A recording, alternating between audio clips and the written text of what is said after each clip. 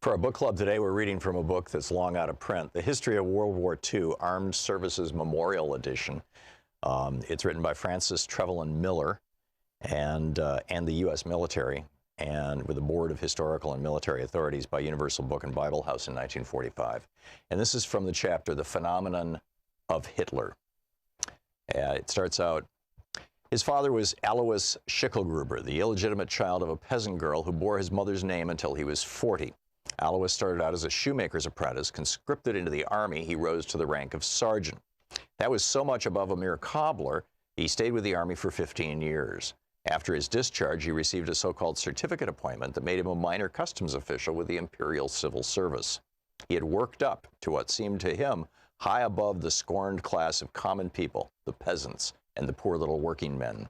That trait had its influence on his son, Adolf.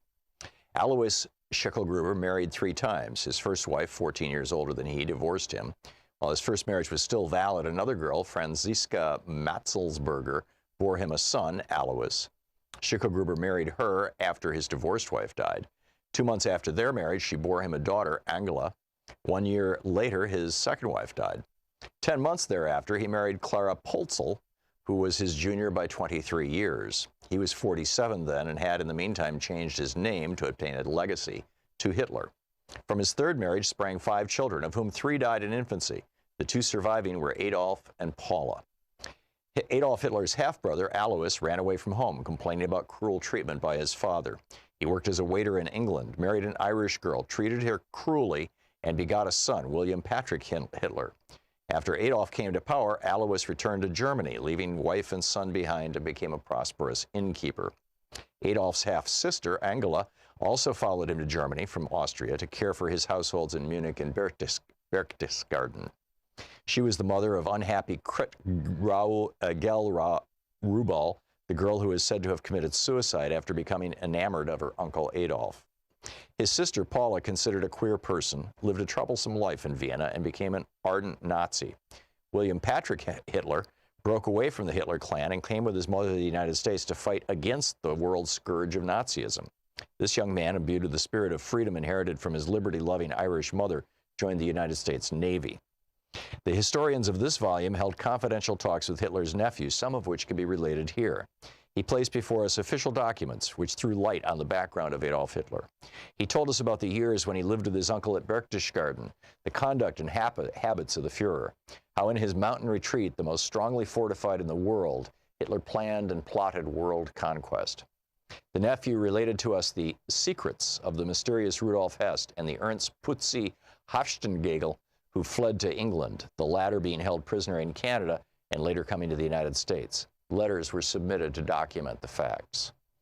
These are books in themselves, which undoubtedly will be revealed in future years.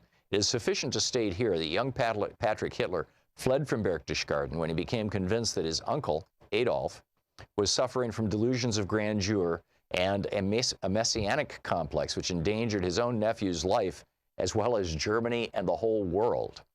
Having disposed of 1,000 of his intimates, Adolf Hitler's own family was not safe from attack. He would break into his nephew's room in the midnight hours to rant about how he would conquer the world. As a child, he was as difficult as Alois, his father. Father Alois was a tyrannical egoist with a mania for cruelty. Young Adolf liked to rage in rabid oratories, audience or no audience. His father called him daffy and lazy. He wanted his son to become an important personage like himself. But 11-year-old Adolf revolted against going to school and exposing himself to the heavy task of book learning. He hated his teachers, he hated his schoolmates. Faced by the odious realities of life as they were fearfully represented to him by a father with a big stick and an inclination for alcohol, Adolf wanted only to escape. He was 13 at the time of his father's death and 19 when his mother died. Of the 6 years between those two events, little is known about the boy's doings, except that he prevailed upon his mother to take him out of the hated secondary school, and that she encouraged him in his hobby of making drawings until his ego became inflated to the point that he believed himself a genius. He lived on his mother's pension until her death. With his mother and her income gone, the escapist days were over. He had to face life. A misfit, uneducated, arrogant, undeveloped in mind, stubborn and quarrelsome, without any moral concepts. Such was young Adolf Hitler when he entered Vienna in the beginning of 1909. Here his ego was deflated for the first time. He could not even pass his entrance exams to the Academy of Arts. His drawings were considered crude imitations, counterfeits. When a jury at the Academy of Munich refused a painting he submitted for exhibition, he stormed back to inquire who composed the jury. He learned that among them was a Jew who ranked as one of the outstanding masters of German art. At once, he blamed the jury's decision to exclude his work upon this Jew, declaring, "They shall pay for this."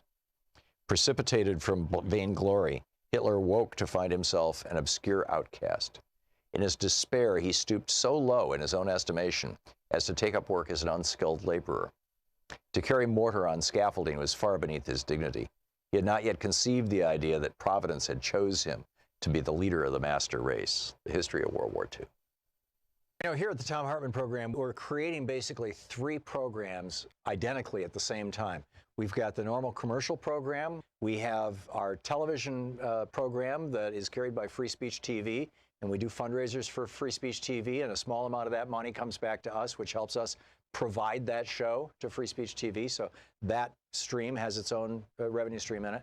And then we also provide a nonprofit radio show with no commercials in it that's completely nonprofit compliant to our Pacifica affiliates, to the stations all over the country, nonprofit stations. We pay for that one because we don't charge them by your support at Patreon. And in exchange for that, over on Patreon, you can get the full 3-hour show, archives of the show, and special clips like this amazing clip that we're just now putting up about 6 ways America is becoming a third world country. Check it out, patreon.com/Thom Hartmann. Thanks so much for watching, and I hope this clip was useful to you, and thanks so much for supporting our program. Want to connect with the show online? You can find the Thom Hartmann Program on Facebook, Twitter, and Instagram.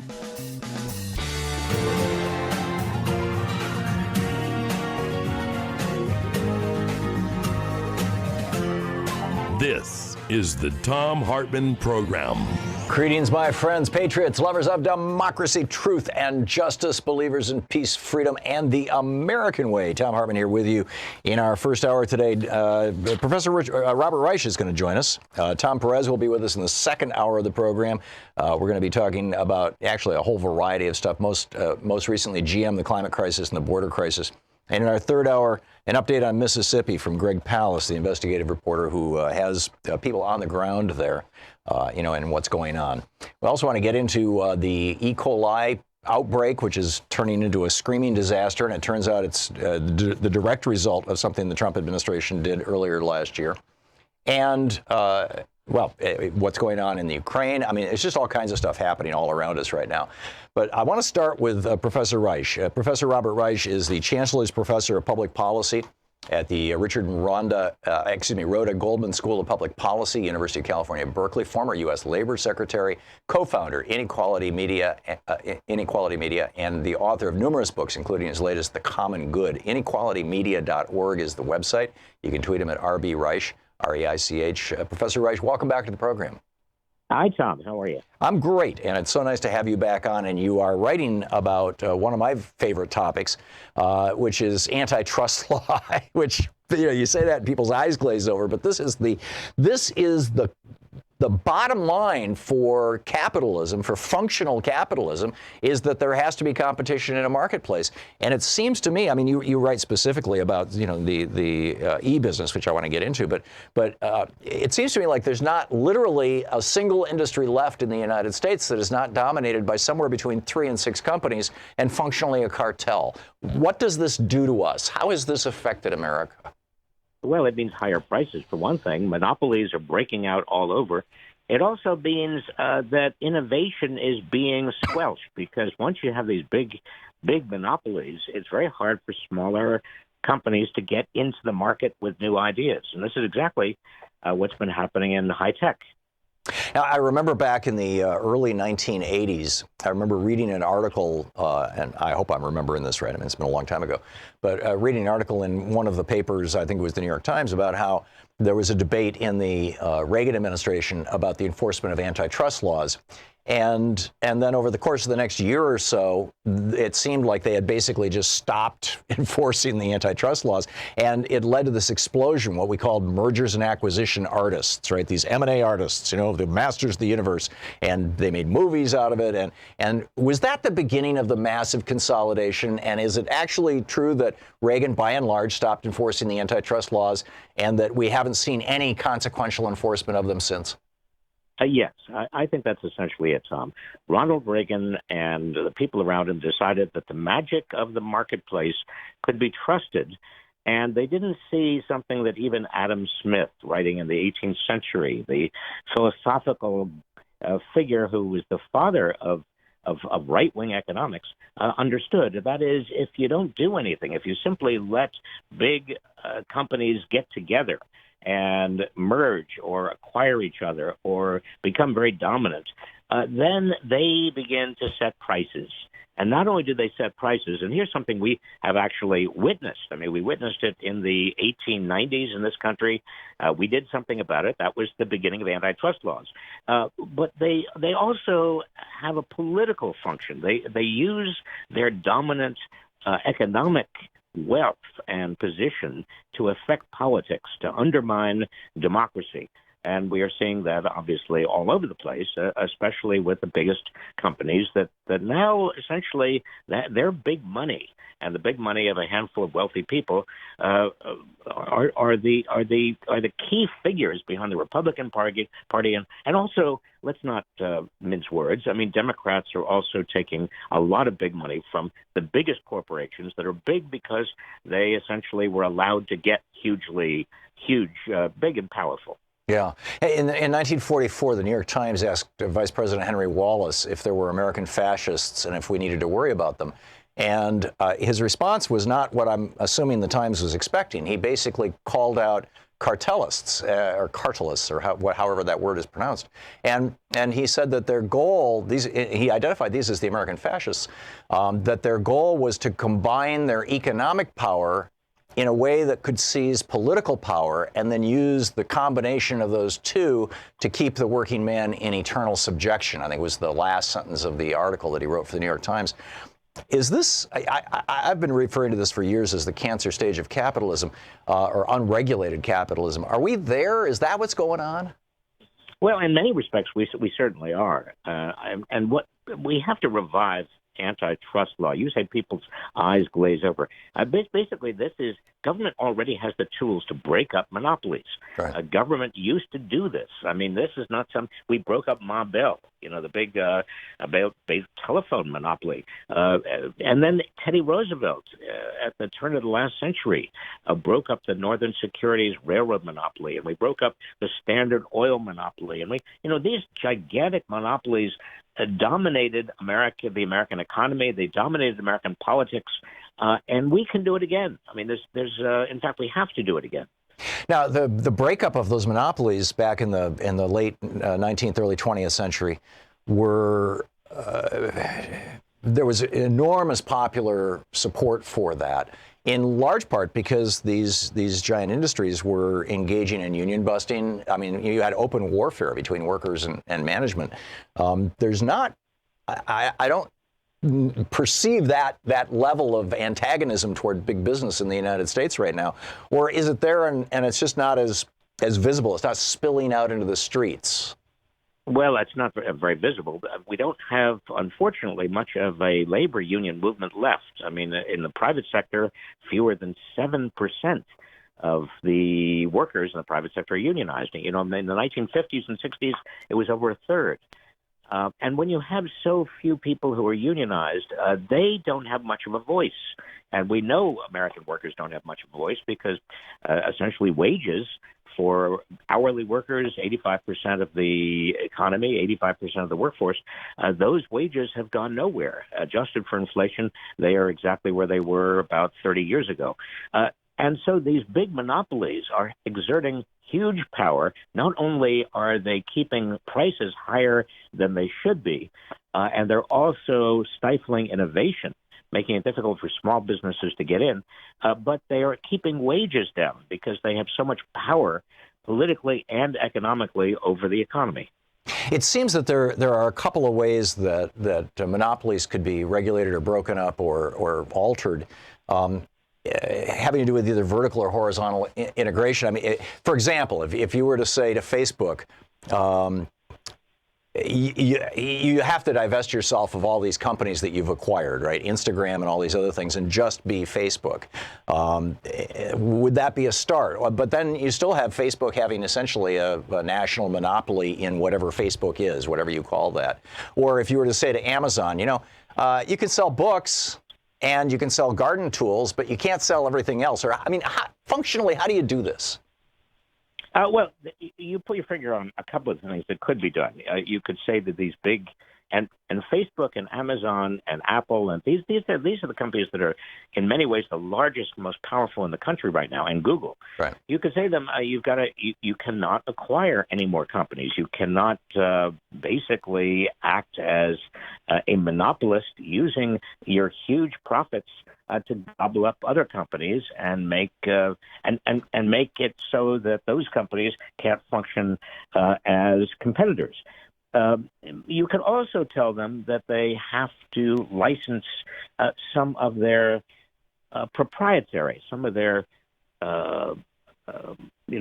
software to other companies, because much of their monopoly power comes in their networks, and that network effect becomes hugely important only because they have software that nobody else can get.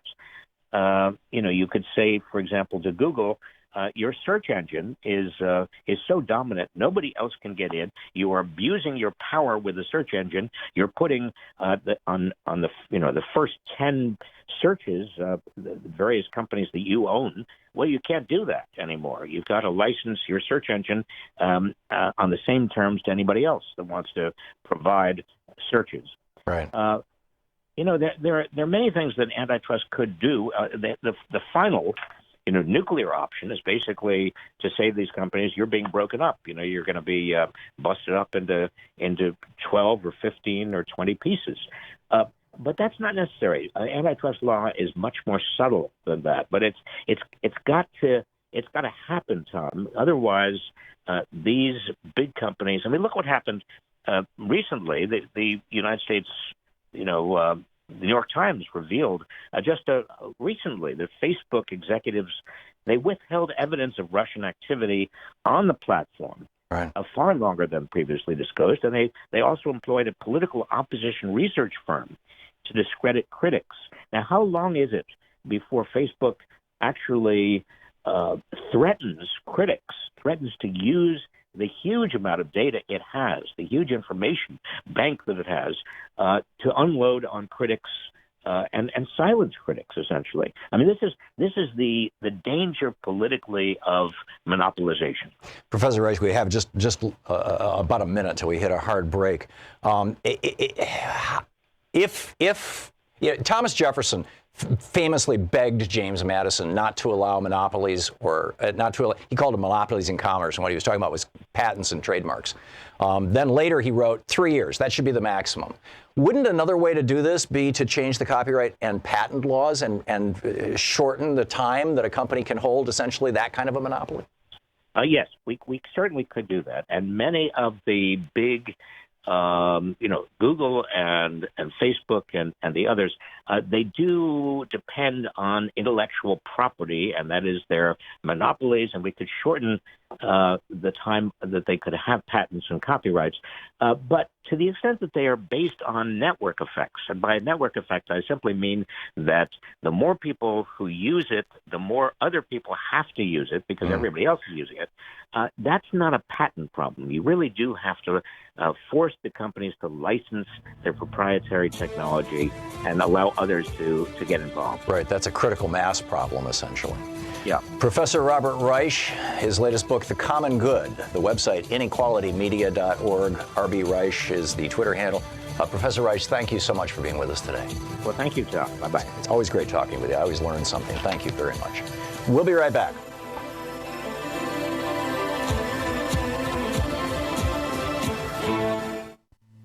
This is the Thom Hartmann Program. We'll be back with more of the news of the day and my thoughts on it and your thoughts on it as we continue the program.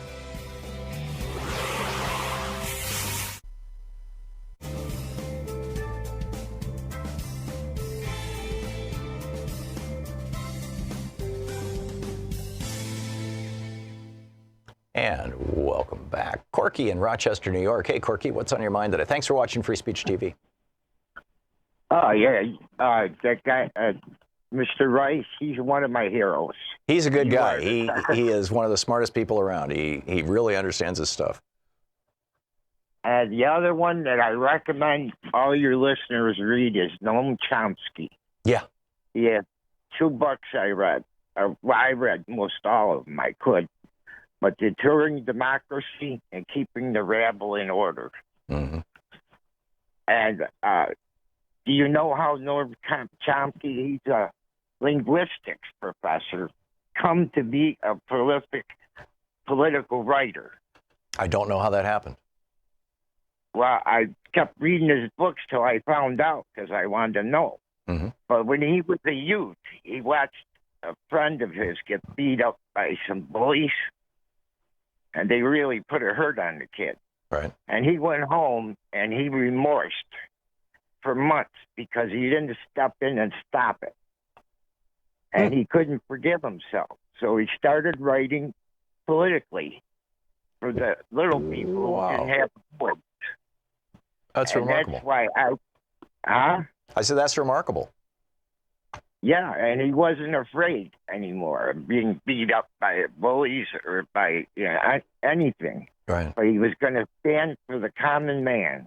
Yeah, I know. And I know back in the 80s or early 90s, somewhere along there, Noam Chomsky was pretty much only known by academics. He was known, he was quite famous for his linguistic work, but politically and his writings on economy and economics and politics and things like that were largely unknown because he was writing these 500- and 600-page books that were just incredibly dense. And the small publishing company, I think they were out of San Francisco, got permission from him, and they went through his giant books and pulled out little tiny pieces and published a whole series of small books that were, 60 to 120 pages each. Noam Chomsky in digestible form on individual topics. Noam Chomsky on, antitrust law or whatever it was. I don't remember the details. And that made him accessible, the average American. And that was when Chomsky became, made this giant leap from being this kind of well-known in academia, but not known nationally figure to somebody who everybody in the United States pretty much recognized his name. And, that was kind of cool. But anyway, you wanted to talk about the economy, Corky. We're running out of time here. What was your point you wanted to make about the economy? Yeah, well, unions, that's what my point was. Mm-hmm. Yeah, how can you fight? If you sit down at a poker table with $100 and you're playing against the guy that's got $1 billion, how long do you think you're going to be in the game? Right. You see, by unionizing, you have 1 million people with $100. They give it to you because you're the union leader. Now you can sit down at the table and have a fair game. Yeah. Yeah. And that's my point. Okay. Stand alone, and you're going to hang on. Yeah. I'm with you. Corky, thank you very much for the call. And this is why, this is why we need to bring unions back. And it's why the countries that are successful, the small d democratic countries like in Northern Europe that are successful functioning social democracies, are typically between 70 and 90% unionized. We'll be right back. It's 22 minutes and change past the hour.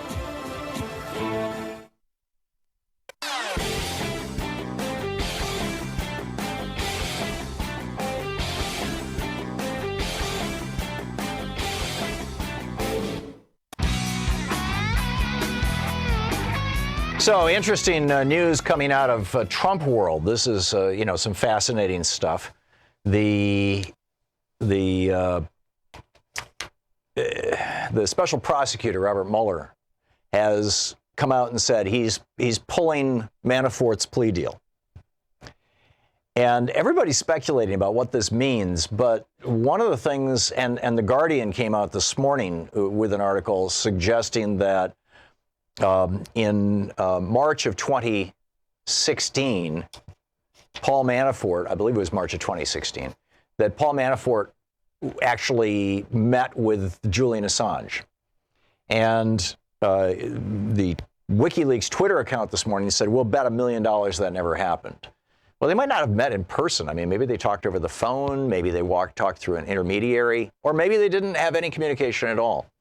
But the very specific kind of timeline that seems to be erupting is showing, okay, on February 29th, this is back in 2016. Okay, Donald Trump looks like he's moving forward. And Paul Manafort sends Trump a written pitch to make me your campaign manager. I will not even take a salary. And of course, free is Donald Trump's favorite word.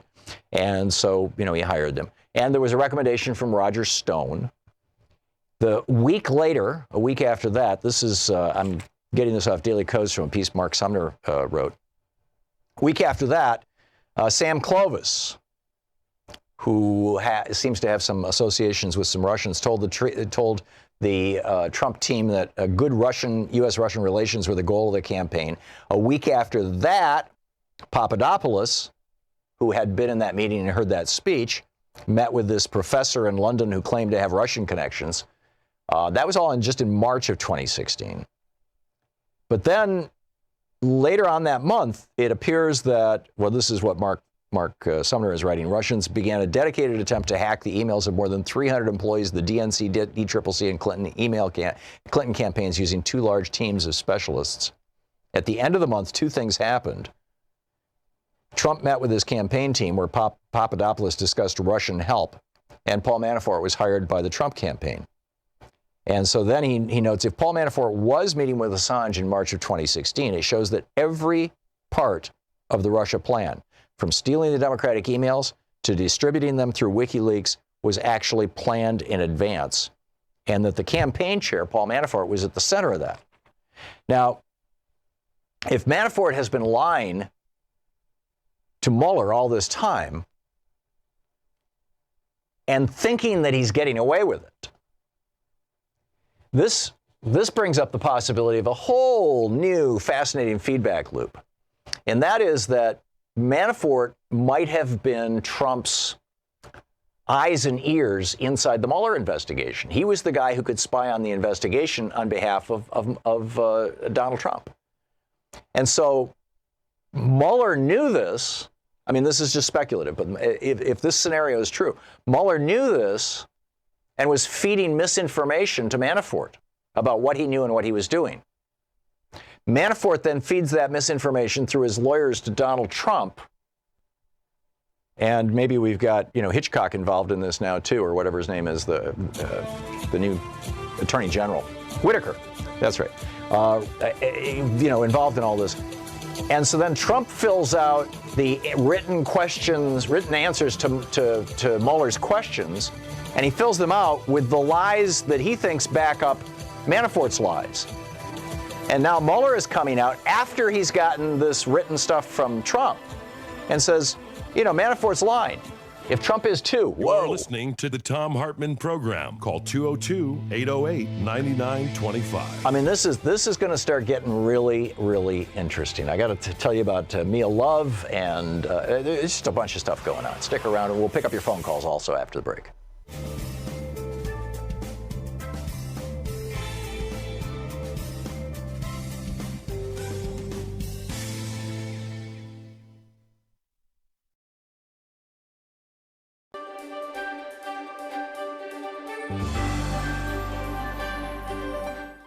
Hi, for our book club today, we're reading from Bernie Sanders' new book, Where We Go From Here, 2 Years in the Resistance.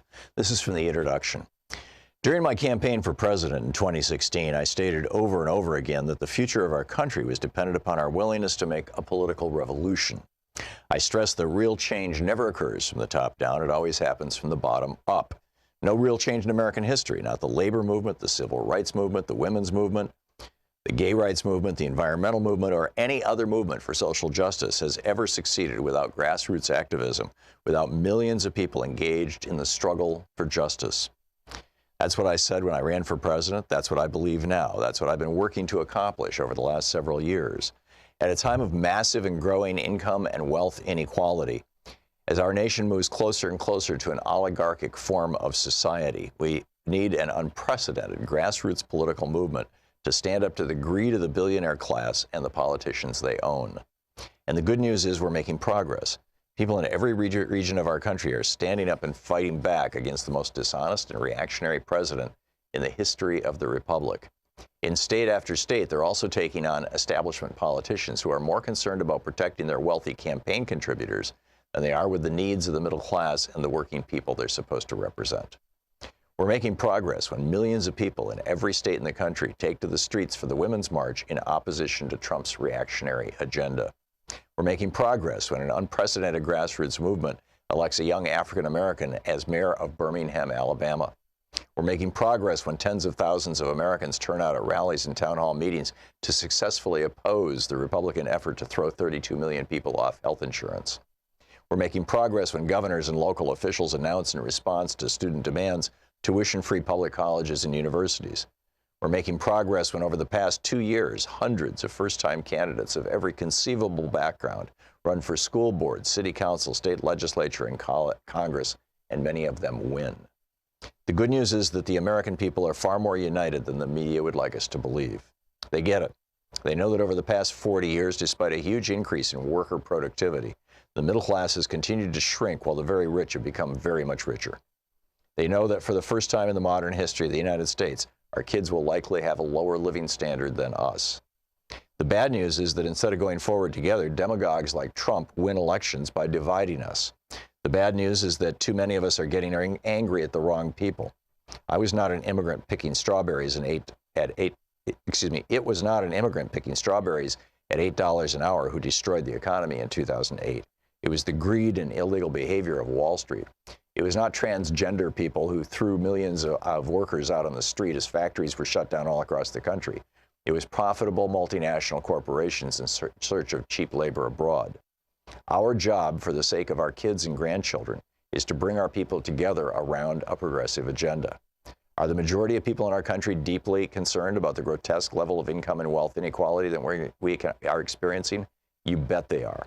Do they believe that our campaign finance system is corrupt and enables the rich to buy elections? Overwhelmingly, they do. Do they want to raise the minimum wage to a living wage and provide pay equity for women? Yes, they do.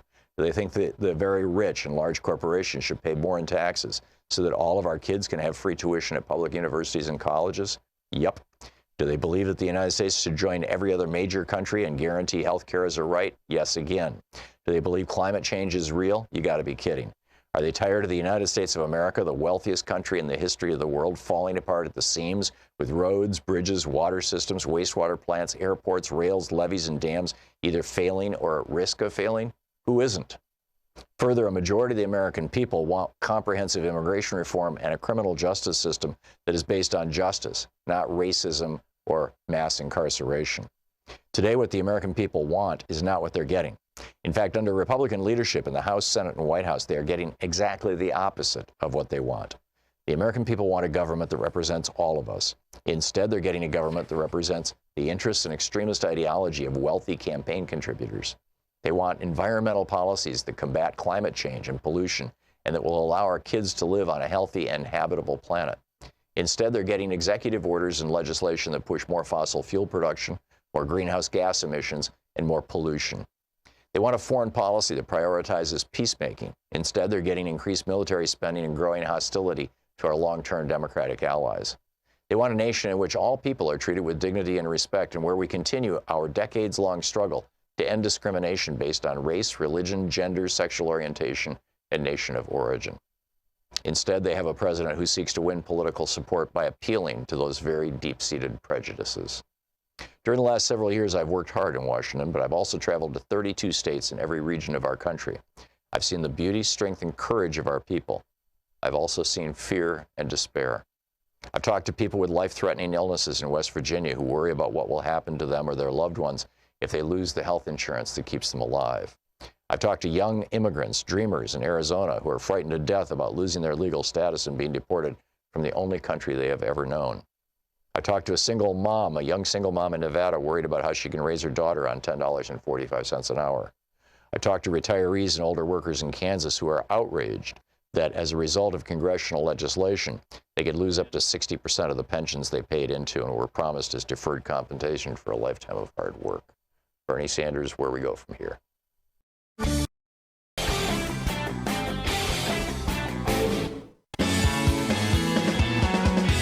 Welcome back. Thom Hartmann here with you. So there's a bunch of theories floating around out there, and if you have one, I'd love to hear it, or if you have thoughts on knocking down these theories. Apparently, Trump this morning is tweeting about, now, both sides do it, which is like, oh, really? That's interesting. Because it looks like, if this Guardian story holds up, that Manafort met with Assange in March of 2016, the same month that, Sam Clovis was in there in the Trump campaign, Papadopoulos was in the Trump campaign. Both of them were talking with people in Russia. The following month, Russian teams began hacking the DNC, according to the intelligence agencies. And then, later on that year, in October of 2016, I believe it was, WikiLeaks starts dumping these files that have been hacked back in May or April, May, June, whenever it was. If that indicates that this was all set up right from the get-go, right from the very beginning, that this was the plan, basically, then that would apparently be collusion, at least between WikiLeaks, somebody in Russia, whether it's a private entity or whether it's the government itself, and the Trump campaign. And where is that going to go, and how does that work out? And at what point can Donald Trump, run away from that?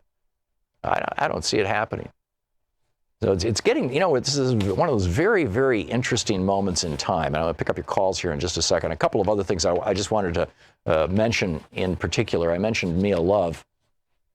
And she is, of course, the African-American, the only black woman in Congress who was a Republican, I believe. I'm pretty sure that's right. And she was beating Ben McAdams, the Democrat, and she's a Utah Congresswoman. She was beating Ben McAdams, then she was not beating him, and then at the final count just came out recently, a couple days ago, and said that, no, McAdams actually won. But back when it looked like McAdams was going to win, Trump tweeted, Mia Love gave me no love, and she lost. Too bad. Sorry about that, Mia. And so she's now coming out and talking about Trump. She says, the president's behavior toward me made me wonder, what did he have to gain by saying such a thing about a fellow Republican? See, she's right on the edge here of saying, it's all about my being black. She goes on to say, it was not really about asking him to do more, was it? Or was it something else? Well, Mr. President, we'll have to chat about that sometime. However, this gave me a clear vision, Mia Love says, of his world as it is. No real relationships, just convenient transactions.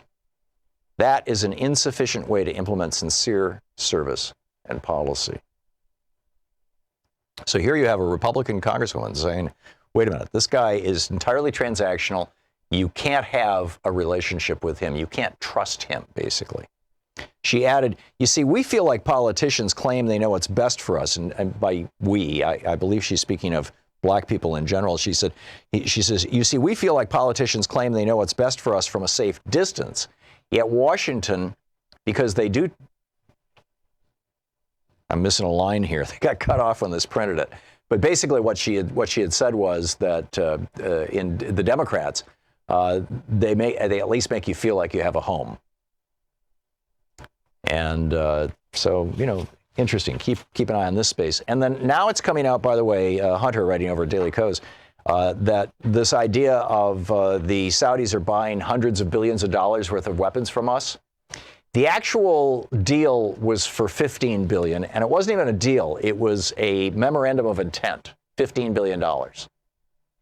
So Jared Kushner, about 3 weeks before Trump made his first overseas visit to Saudi Arabia, Jared Kushner wrote a memo in which he said, we need to do something to, quote, symbolically solidify, end quote, this relationship between Trump and Saudi Arabia. So we've got this $15 billion worth of stuff that the Saudis would like to buy from us. And over the course of the next few years, maybe they will. So let's just say it's $100 billion. Let's just make it up. And it will symbolically solidify our relationship. And Trump is continuing to lie using this stuff. And then finally, the last thing I want to share with you before I pick up your phone calls. Yesterday, sometimes, the Financial Times is just shocking in how blunt they can be. This is about the GM plant that is shutting down. They're shutting down 7 plants. The headline, General Motors shuts down 7 plants, drawing a rebuke from Trump. The second paragraph, it's also the second sentence of the article, says, shares in the largest U.S. car maker closed nearly 5% higher after it announced the moves. Now let that sink in for a minute. A company announces that they have just laid off 18,000 people by buying them out, essentially. And they're going to lay off another 14,000, and they're going to close 7 plants. And their share price goes up 5%. Wall Street, the Dow, the market doesn't give a rat's ass about employment. Right? But then it continues. Share makers of the largest U.S. car maker closed nearly 5% higher after it announced the moves, which were intended to cut $6 billion in costs as GM braces for a downturn in its home market and the impact of the global trade war. In other words, the reason why General Motors is doing this, according to the Financial Times, is they're expecting a recession, maybe a depression. They're shutting down 7 whole factories. Ford, a month ago, announced that by 2020, they're no longer going to make cars in the United States. And GM is pretty much heading in that direction. I mean, this is not what Trump said he wanted. And, why is this of consequence? Well, because, see, if part of the problem, they identified it in this article, is that GM's costs in the last year, their steel costs and aluminum costs went up $1 billion because of Trump's tariffs. Now, if that manufacturing had come back to the United States, if the tariffs had been passed by Congress and they were going to be in place for the next 20 years, then you would have companies in the United States saying, let's get into the steelmaking business. And they would be building factories and, the price would be going down. But because Trump is doing it by executive order, claiming national security, companies have no guarantee that after the Trump leaves with the White House in 2 years, that there's going to be tariffs. So why build a factory based on tariffs that may go away? And so basically Trump's trade war is this toothless tiger making all kinds of noises and killing GM. It's amazing. Sue in Albuquerque, New Mexico. Hey, Sue, what's on your mind today? Tom, it's great to talk to you. And I got to meet Robert Reich and his wife years ago. And that was fantastic. That must have been. I don't remember exactly where, but great to meet him. And anyway, I was just in Delray Beach, Florida. I live in New Mexico. Mm-hmm. But I was visiting a family member. And we noticed that the construction workers across the street and the roofers were all speaking Spanish. And we thought, well, why aren't there any white people or black people? I mean, just down the street, there's a black slum with lots of soup kitchens. And it just, it causes resentment in me. And I'm a very liberal, I love the Spanish culture, all this, but I bet you they're making $8 an hour. Yeah. And it causes resentment in me, and it causes resentment in my daughter. She's younger, and she actually voted for Trump because of immigration. Yeah. And, how do you feel about that? I absolutely understand that. And this is, and this is the genius of Ronald Reagan saying we're no longer going to enforce the laws against hiring people who are not in this country legally. Right. And I mean, he did that with the clear and explicit intention of destroying the union movement. That was, that was what it was all about. And it worked. And now you've got, industries. I talked about this yesterday, meatpacking and construction. You've got industries that used to be entirely unionized and were really, really good, high-paid jobs that are now low-paid jobs that are filled with labor that is not American. And, Right. and Sue, thank you for the call. We just need to go back to enforcing the laws. We need to start putting employers in jail. Somebody tweeted to me yesterday a piece about how Trump is going to put employers in jail and how they had busted some 7-Eleven guy. It wasn't the actual, like the corporate, there was no executives involved. It was some franchisor or franchisee rather, who himself was an immigrant. I mean, it's like, come on. Jesse in Miami. Hey, Jesse, you wanted to ask about patent law? Yeah. It's kind of connected to everything you're talking about. But, I know it didn't start. It had to start here. When people used to build a community church and school, you had that common spirit. Then somehow that got, navigated to selfishness. And I guess, the big people back in England push the people here in America, don't get away from that common spirit. But what do you think is the biggest reason? I got an idea, but I want to hear you say it. What's the biggest reason they started the patent laws? Thank you, Tom. In the Constitution, it says to promote the useful arts and sciences, that Congress shall have the authority to create laws for copyright and trademark and patent, not specifically in those words, but effectively that. And the whole point of it was that the theory that somebody would be more likely to invent something if they knew that they would directly benefit from the invention, even if they couldn't do it. If somebody, if Thomas Edison had invented the light bulb but didn't have the means to create a factory to make them, he would still benefit from his invention, even though somebody else was building the factory. And that's a reasonable thing, and you can understand that. The problem is that particularly with copyright laws and trademark laws, Disney was at the forefront of this. As the mouse was expiring, it used to be the life of the author or the life of the creator. Then it was the life of the creator plus 10 years. Then it was the life of the creator plus 20 years. I think now it's the life of the creator plus 70 years. Tom, let me get you a bright man. If you was got in a time machine and went back then there, what kind of argument you would have made against keeping it to, where it was privatized to one person? What kind of argument you would have made for the common people to do better than the individual?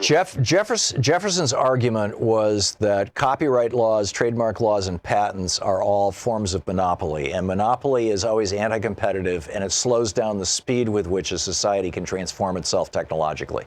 And I think you can build a strong case that he was right. On the other hand, where he ended up after the Constitution was ratified and it contained patent law and trademark and copyright law, where he ended up was saying that they should not exceed 3 years. He had over 200 major inventions, and he never patented any of them. Yes, Jesse. Play devil's advocate. Yeah. I know you enjoy it.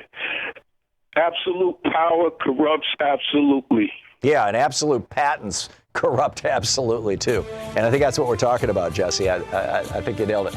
Jesse, thanks a lot for the call. I mean, this is the big. Well, this is one of the things that Robert Reich is talking about.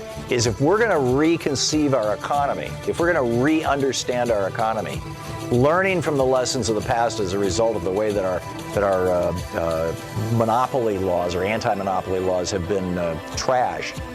We've got to have a conversation about this and share some common language. You're listening to Thom Hartmann. Visit ThomHartmann.com for audio and video archives. Back with more of your calls in just a moment. Stick around.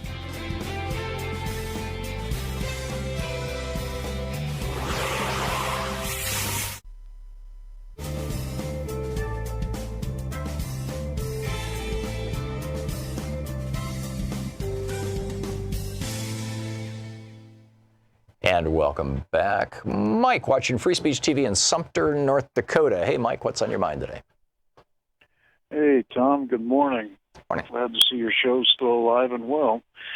Hey, let's go through a timeline here real quick about this Wall Street. Now, we all know it fell apart in 2008, rebounded in 9 years, 7 years in the Obama administration, 9,000 points. Right. Immediately after that, after Trump was elected, boy, did it bounce up again.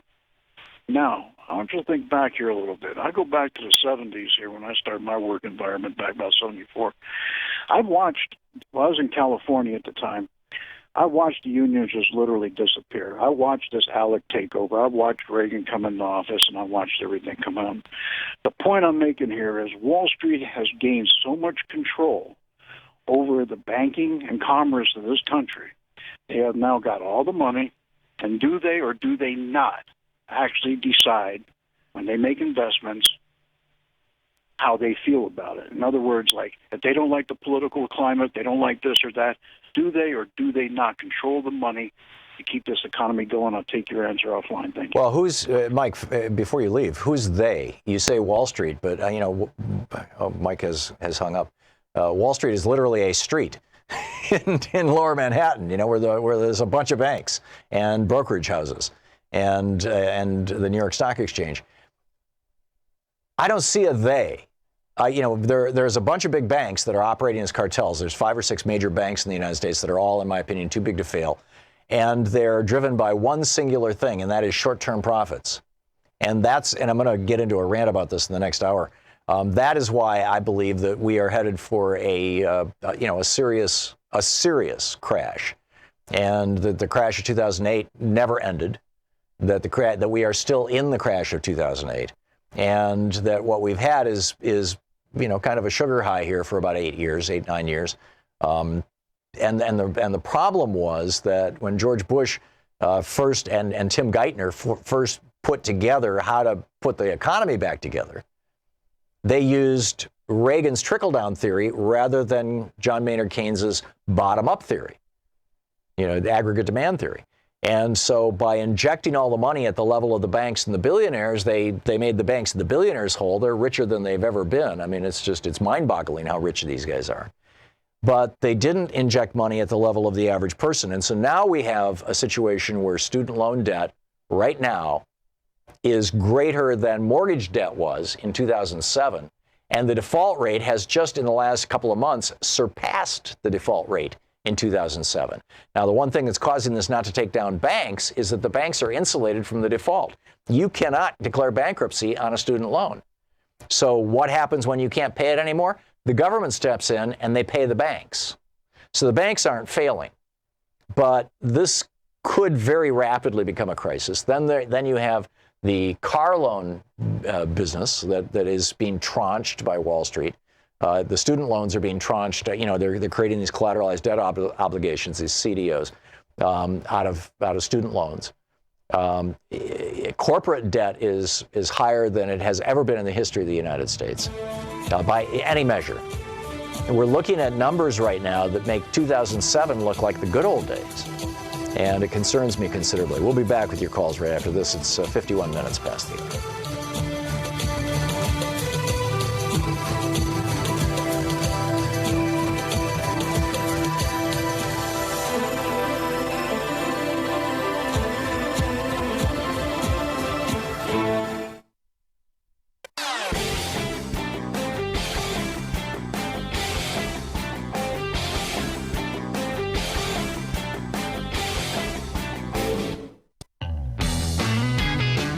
So what's your sense of what's going on here with Manafort and I think Rick Gates is going to end up being the key to an awful lot of this.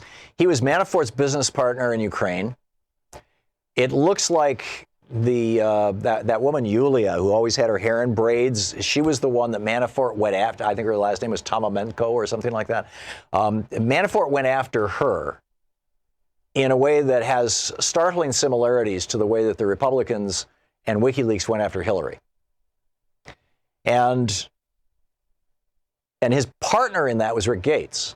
So while Manafort might have been lying to Mueller all this time, I think Rick Gates was actually telling him what was going on. And that's how Mueller knows that Manafort was lying to him. Lewis in Chicago, your thoughts? I disagreement with two things you're talking about, the Manafort deal and the GM deal. I guess I'll start with Manafort. I really think that Mueller already knew about all this. This is nothing new. This is just new pressure he's trying to put on Manafort to say the things he wants him to say. And now that Mueller has a Democratic Congress, behind him. They got subpoena power, and this is all political. This is all made up political Lewis, stuff. it's not. Hang on just a second. You said that Manafort pulling the plea agreement is an effort to put more pressure on. Excuse me, Mueller pulling the plea deal because Manafort's lying to him is an attempt to put more pressure on him to, quote, say what Mueller wants. That can't be, because by pulling the plea deal, he has taken everything off the table. There's no possibility for Manafort to get this back. The only way he can avoid spending the rest of his life in jail is to be pardoned by Donald Trump. And I'm guessing that that'll happen right after Trump loses the election in November of 2020 and before he leaves office in January 2020. Or at least I'm guessing that's the deal he's cut with Manafort. That's a possibility. But this makes it, if Trump does win, it makes it harder for Trump to give Manafort a plea deal because, Manafort, because Mueller is putting political pressure by going after, again, another canard. I don't understand what that means. I'm sorry. You said Mueller is putting political pressure. Mueller's not a politician. He's a prosecutor. He's a politician. He's never been a politician. He's never been elected to anything. He's been a prosecutor his whole life, and he ran the FBI. Okay, well, he's political. You and I will disagree on that. But again, I see this as a completely political move. But as far as GM, I think both you and President Obama should be chastising GM. Bush gave GM some breaks, and of course Obama bailed out GM. I don't blame him for it. I disagree with some of the things he did in the bailout, but nonetheless, GM was bailed out by the U.S. Yeah. And now they reward us by taking away 15,000 jobs. Well, here's what's happening right now, Lewis, that maybe you're missing. Hang on just a second. Here's the big picture thing that I think you're missing. There are 7 major car lines that are sold in the United States. The top 5, the first 5, are all cars that are manufactured in Japan or are Japanese companies that are manufactured in the United States with low-wage labor. They're not General Motors or Ford. And that's the problem that GM and Ford have. And Donald Trump said he was going to solve that problem by putting tariffs on Japanese cars. I haven't seen that happen. Have you? No, I haven't, but I'm hopeful that it's going to work. But he's not even talking about it. What's that? He's not even talking about it. If he wanted to save GM tomorrow, all he'd have to do is slap a 25% tariff on Japanese-made cars. He himself will tell you that. He said that during the campaign. Well, I still disagree with GM running.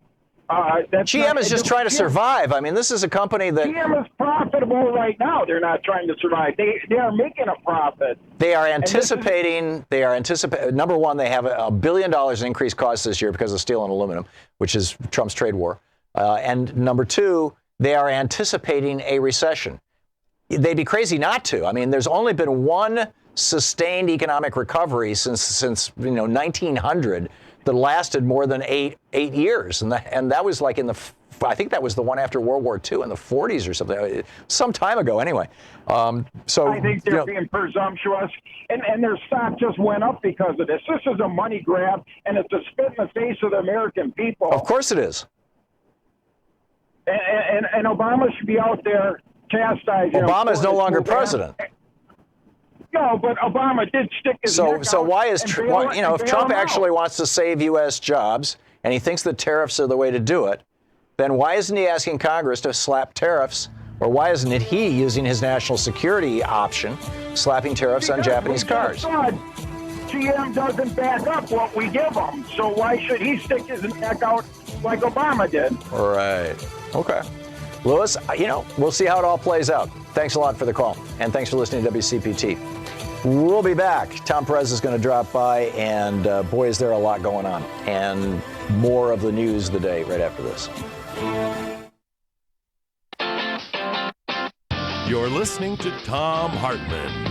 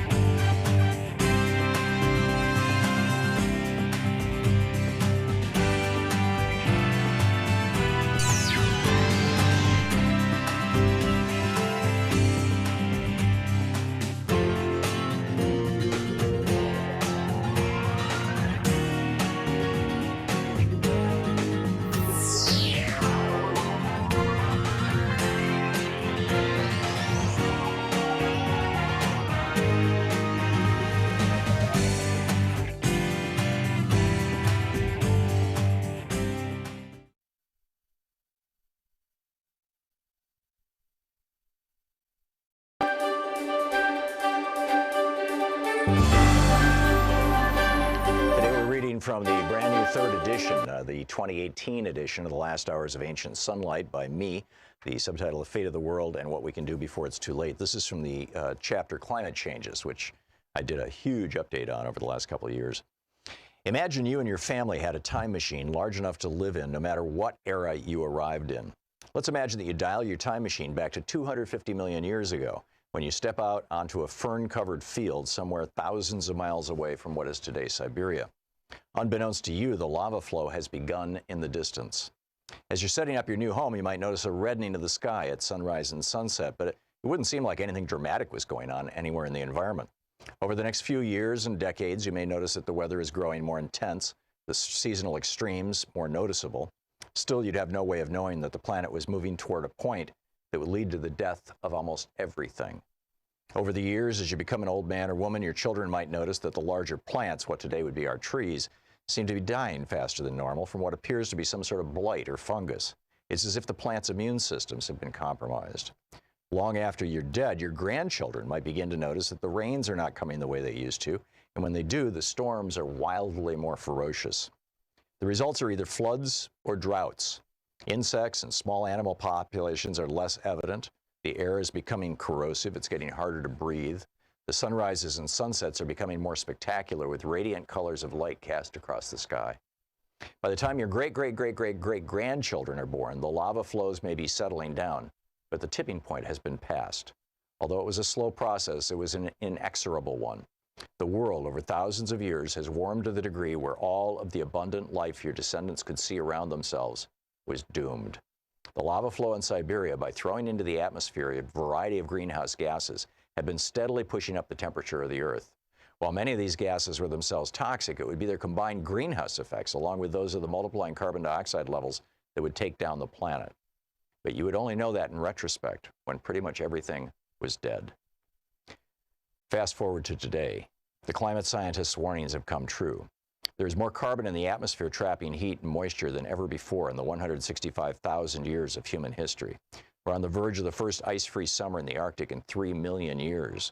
And back then, the Earth was a much different place from the one currently cradling us, or even the one in which modern humans evolved. The consequences of a warming planet are appearing much faster than had been projected by climate scientists of just a decade ago. The most dire warnings, rising oceans, freak storms, agricultural collapse, they're all taking place now. One recent July afternoon, we had an electrical storm here in central Vermont that was so severe it took out 2 of my computers and blew circuit breakers throughout the house. Our home wasn't unique. Many families lost most or all of their electrical appliances.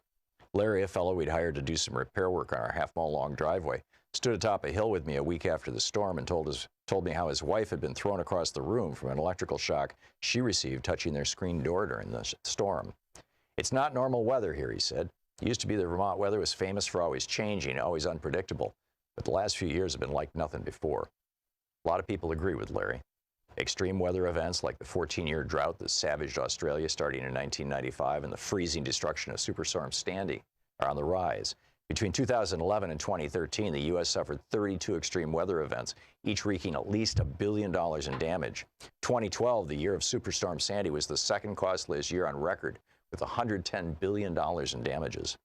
During the 2017 hurricane season, Hurricane Harvey appeared and quickly developed into a 1,000-year event, dumping 20 inches of rain over nearly 29,000 square miles surrounding the Houston metropolitan area, flooding an area the size of New Jersey. Rebuilding from Hurricane Harvey alone could cost up to $180 billion in damages, making it the costliest storm in U.S. history. But how long until the next superstorm? The year 2016 set new records as the hottest year in recorded history, with average global temperatures of 1.3 degrees Celsius above pre-industrial levels. Along with the heat waves, flooding and drought accompanying this temperature increase are melting polar ice caps and in turn rising sea levels. The planet's sea level has risen an average of 8 inches since 1880, with dramatic gains in the last half of the 20th century. In the 50 years since 1963, the ocean rose 2.5 inches in Los Angeles, 6 inches in Boston, and 12.5 inches in Galveston, Texas. The polar ice caps are in an unprecedented state of decline, with sea ice in Antarctica and the Arctic measuring at 1.48 million square miles less than the average 1981 through 2010 average. At the end of 2016, the Arctic saw temperatures 36 degrees Fahrenheit above average. When the mathematics and physics become as compelling as they are now, big business gets alarmed. In November of 2012, the international accounting firm PricewaterhouseCoopers issued a rather dire warning for the future of business on the planet. After all, if the human race has been reduced to living in caves or is extinct, nobody's going to buy or sell anything. In a news release sent out internationally entitled "Business as Usual is Not an Option," as current rates of emission reduction point to 2 degrees of warming, Jonathan Grant, Director of Sustainability and Climate Change, said this: "The new reality is a much more challenging future in terms of planning, financing, and predictability. Even doubling our current annual rates of decarbonization globally every year to 2050 would still lead to 6 degrees Celsius, making governments' ambitions to limit warming to 2 degrees appear highly unrealistic." The Last Hours of Ancient Sunlight by Thom Hartmann. You know, here at the Thom Hartmann Program, we're creating basically 3 programs identically at the same time. We've got the normal commercial program. We have our television program that is carried by Free Speech TV, and we do fundraisers for Free Speech TV, and a small amount of that money comes back to us, which helps us provide that show to Free Speech TV. So that stream has its own revenue stream in it. And then we also provide a nonprofit radio show with no commercials in it that's completely nonprofit compliant to our Pacifica affiliates, to the stations all over the country, nonprofit stations.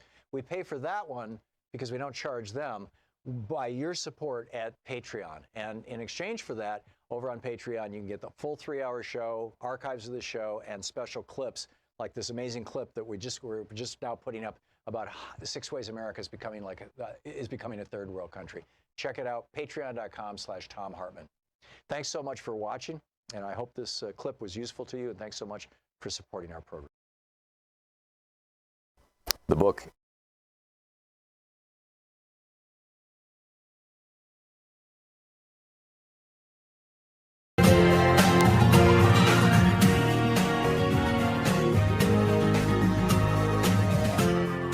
This is the Thom Hartmann Program. Welcome back. Thom Hartmann here with you on the #1 progressive radio program in the United States. Last hour, Professor Robert Reich laying out for us the not just the rationale for breaking up big companies and no longer tolerating basically every single industry in America being cartelized, having 3 to 6 major corporations that basically control the industry. It was a brilliant conversation. And we've been talking about Manafort and Gates and Trump and all this stuff and, all the current theories and things. We'll get into some of that more in a minute. The story from on the ground in Mississippi will be the topic of our next hour. Greg Palast is going to be with us talking about the Mississippi purging, the great vote purge that's going on down there. On the line with us right now is Tom Perez, the former U.S. Secretary of Labor, the chair of the Democratic National Committee, the DNC, Democrats.org, of course, their website. And Secretary Perez, welcome back to the program. Always great to be with you, Tom. Thank you. Thank you so much. I have 3 topics here that I'm curious to get your take on. GM, and now I understand that the Trump people are saying that in response to General Motors, Trump might put tariffs on foreign cars made, they're imported in the United States, with the exception of Canada and Mexico. So we got GM. You got the climate report, which is Trump is saying he doesn't believe at the same time that our country is literally on fire on the West Coast and freezing on the East Coast as a result of the jet stream disintegrating from climate change. And then the border crisis. I don't know where you'd like to start. Oh, wow. Let's just go in sequence. I mean, it is a trilogy of Trump's broken promises, climate denial, denial of facts, lying again on what's happening in so many places. I mean, 1 week before the 2016 election in Michigan, candidate Trump said the following, Tom: "You will not lose one plant. I promise you that." That was Halloween 2016. Oh. "You will not lose one plant. I promise you that." And once again, workers get screwed while GM reaps a $157 million tax windfall from the Trump tax cut, that tax cut that was going to result in all this investment in workers, which was a crock of you-know-what. That tax cut hasn't done a damn thing for working people. It's done a lot for large businesses and very wealthy people, but it really hasn't done a damn thing for everybody else. And that is what we see this here with this announcement. We saw it with the Harley closing. We saw it plant. This president is a serial liar. His policies are hurting workers. They're not helping workers. And that is the reality of the situation. Yet another broken promise. On climate, it is remarkable that on Black Friday, the day after Thanksgiving, they released the report. Why did they do it the day after Thanksgiving? They wanted to bury it. But you can't bury the reality that the West Coast out in Los Angeles, and I was there a couple of weeks ago, whether you're down in Los Angeles or, frankly, you're up in Sacramento, you're feeling the impact of the just absolutely tragic and preventable fires. And then he starts blaming other people. 90% of the land there is federal land, something like that. So don't start blaming other people. Look yourself in the mirror. This is just remarkable. And a lot of what burned wasn't even forest land. I mean, you had an entire city, Paradise, that burned. And I mean, there were trees, but I mean, this is the result of years and years of drought, and that drought is the consequence of the jet stream, which is only maintained. It is kind of physics 101, like a cold front coming through. The strength of the storm is the difference in temperature between the air in front and the air behind the front, right? The jet stream is maintained. It's strong because the Arctic is colder than where we are. But the Arctic has been warming, 3 to 6 times faster than mid-latitudes. And the result of that is that the jet stream is falling apart, and it just kind of is drooling down over the United States, and staying, and weather patterns are staying where they didn't used to stay. And so instead of a 1-day rain, you get a 4-day flood. Instead of a 1-year dry spell, you get a 4-year drought. Or instead of that 100-year storm, you get 5 of them in 5 years. That's right. And that's what we're seeing around this country. And put aside the human dimension, which we should never put aside, of these tragedies that are caused by climate. There's an economic dimension that's mentioned in this report. And the economic cost of climate change, hundreds and hundreds of billions of dollars, potentially something like 10% of our GDP if we don't take this seriously. So those aren't my numbers.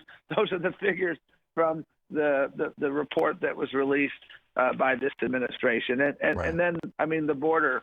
Now they're denying the use of tear gas. I guess people doctored the photographs. Well, Trump has invented this brand new thing. It's milder tear gas. Now, according to the U.S. Army, they just only have one kind of tear gas. Everywhere, it's all the same. But this guy just, he wakes up in the morning and starts, and he has to lie about whether he brushed his teeth or something. You literally cannot trust anything that comes out of his mouth. It is breathtaking. It's unprecedented in our nation's history. This is the most dangerous president in American history. I've said that before. I'll say it right now, and I'll continue to say it. And it's not simply because of the topics that we've talked about today, Tom. When you erode public confidence in the media, as he has continued to do, fake news, when you are attacking institutions of government that are supposed to be independent, like my old employer, the Department of Justice, when you're crossing red lines on a daily basis, telling the Department of Justice who to prosecute, putting in as an acting attorney general one of your cronies whose number one mission is to undermine the Mueller investigation. This is a constitutional crisis that we are on the verge of, and that's why I'm very proud of what happened at election time, because the American people woke up. We had record turnout. We showed, Tom, that we can be a 50-state party again.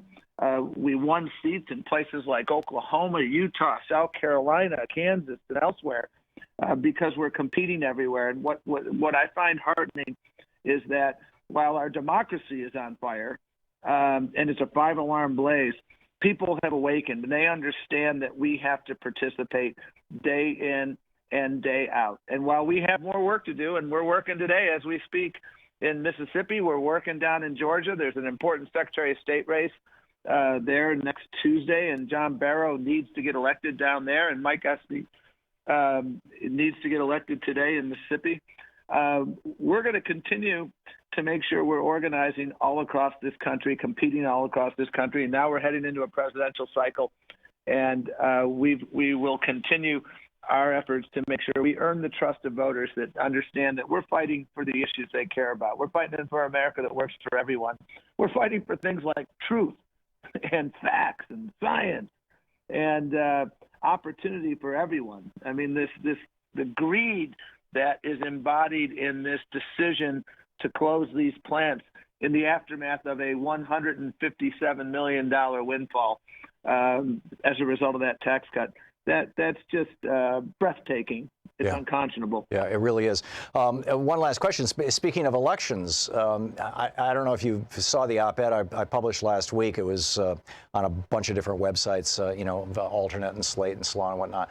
But if you go back and you look at the exit polls from 2016 in Michigan, Ohio, Pennsylvania, numerous states, what the exit polls showed was that Hillary Clinton won.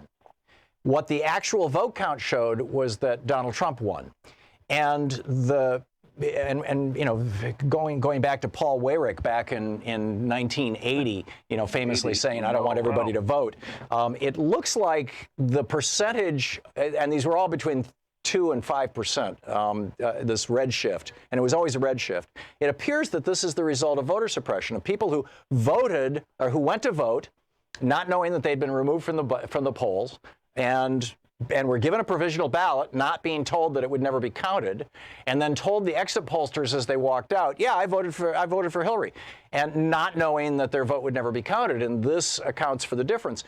What is the Democratic Party doing about this? Mm-hmm. We're building, and we have to understand that we need to have a permanent voter protection and empowerment infrastructure. I think the historic mistake that we've made is failing to fully appreciate, Tom, that voter suppression is a permanent staple in the Republican playbook. You and I have played the Paul Weyrich tape on your program. I've played it probably 100 times before various audiences. Yep. And I've played it to make the point that wasn't a statement made in 2015 or 2018 or 2017. It was a statement made in 1980. Yep. And it reflected a philosophy within their party that we want to make sure that less people vote. The reason I just mentioned John Barrow's election a few minutes ago is that I have no doubt that 8 years of Brian Kemp, and I know Brian Kemp because I sued him when I had the Civil Rights Division.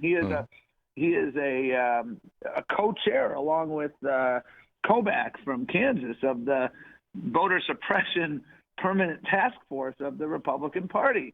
And I have no doubt that what Kemp did over the course of 8 years was responsible for Stacey Abrams' loss. I don't have any doubt about that in my mind. Completely agree. And what we have to do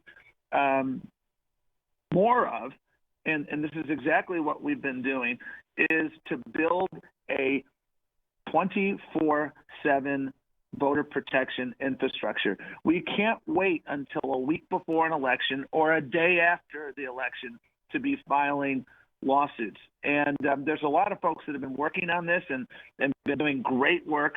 At the same time, we have to be building relationships because of our decentralized voting infrastructure in this country. And that's a separate problem that we ought to have a separate conversation about. Yeah.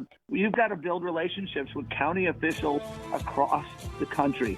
If we don't do that, we're going to continue to shake our head after all too many elections saying we should have won that. And there was hanky-panky that resulted in the loss. Yeah, this is hanky-panky to the level of, in my opinion, a felony. Tom Perez, the chair of the DNC, former U.S. Secretary of Labor. Thank you so much, sir, for dropping by. Always a pleasure, Tom. Good talking with you. Thank you. We'll be right back. This is the Thom Hartmann Program. Back with more of the news of the day and your calls right after this. It's 18 minutes past the hour.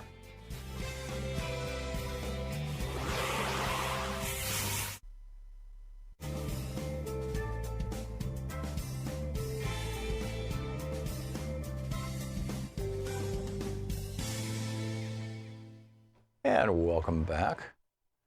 Otis in Yorktown, is that Virginia? Yes, sir, it is. Okay. How you doing, Tom? I am well. How are you, Otis? I'm fine. Look, I saw that you retweeted something that I've been putting out to people 4 years ago. One of the most enlightening 18 minutes I spent was your Lincoln didn't fight the Civil War to free corporations. And the my reason TED I Talk. like it is, Yeah. Pardon me? My TED Talk.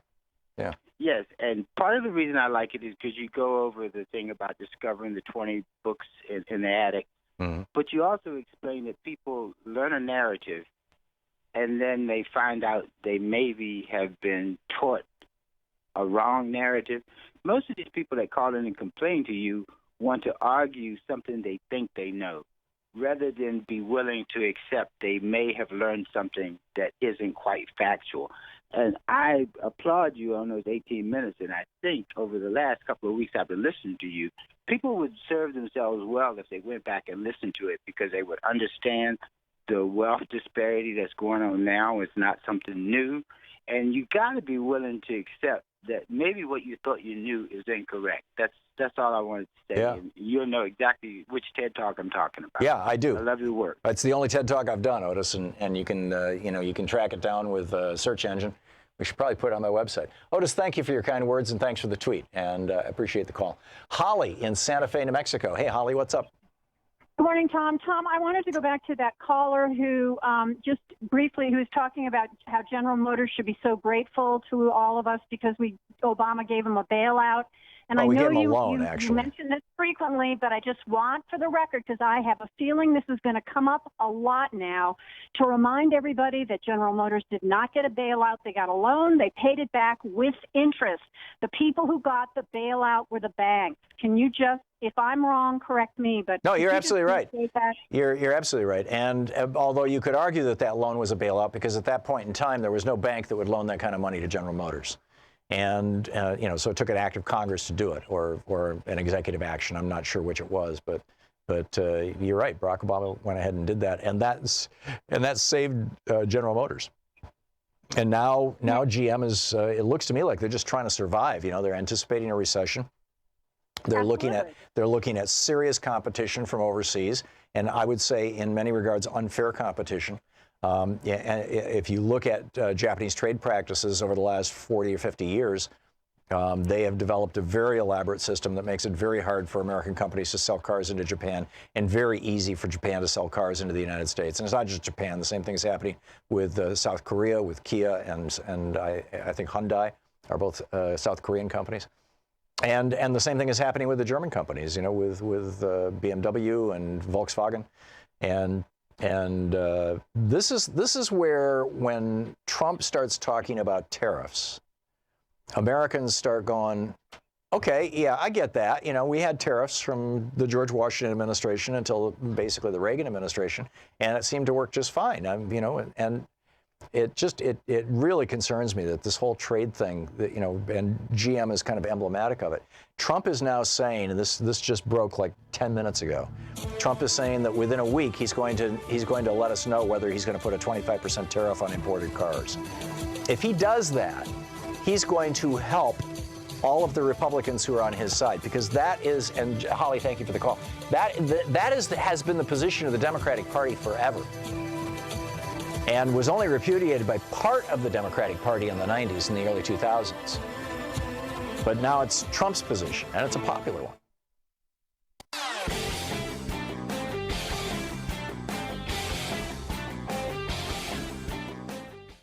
Here at the Thom Hartmann Program, we're creating basically 3 programs identically at the same time.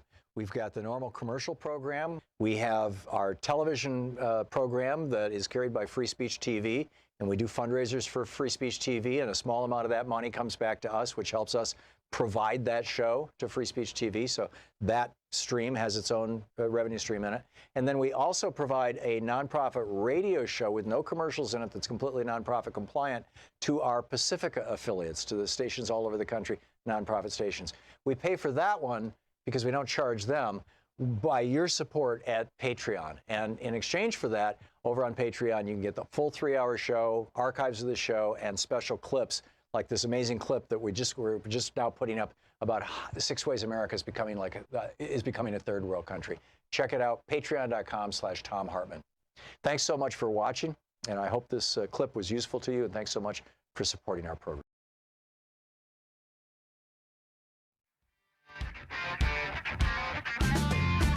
Welcome back. Thom Hartmann here with you. Boy, a lot going on at the, Trump's spinning all these plates in the air, right? We now learned, we just learned in the last couple of days that as Trump was planning, right after he was inaugurated as president, he was planning his first overseas trip. Jared Kushner wanted to make it to Saudi Arabia. He had become good buddies with Mohammed bin Salman, the crown prince, and of course, he needed $1 billion to bail out his building, 666 Fifth Avenue. And he wanted the Saudis or the Emiratis, who are basically kind of the same people in many regards, to loan him the money, which they ultimately did. And so Kushner came up with this idea. The Saudis wanted to buy $15 billion worth of stuff from us, military hardware. And he said, well, let's just say that the number is $100 billion. Literally, let's just say it. Let's just make it up.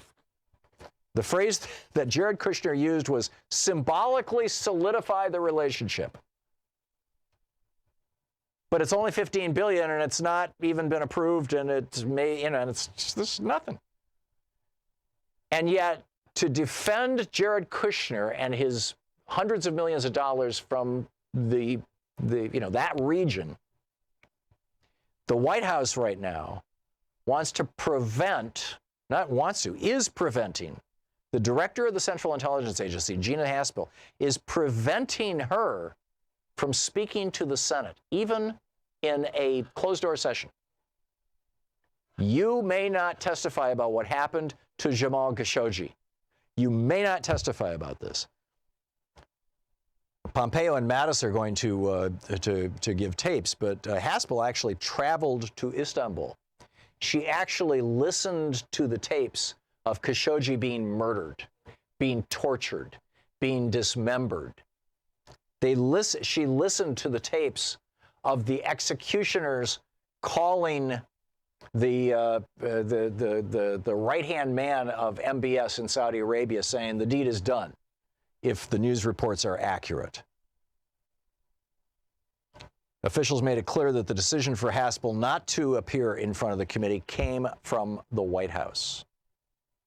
So here you have, this is like, denial is there, here you have 13 agencies in the U.S. government issuing a climate report saying we're in deep doo-doo right now. We have a serious problem with the climate.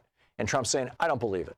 You have the CIA saying, yeah, Khashoggi was murdered by Mohammed bin Salman, the crown prince of Saudi Arabia, and we've got the tapes to prove it.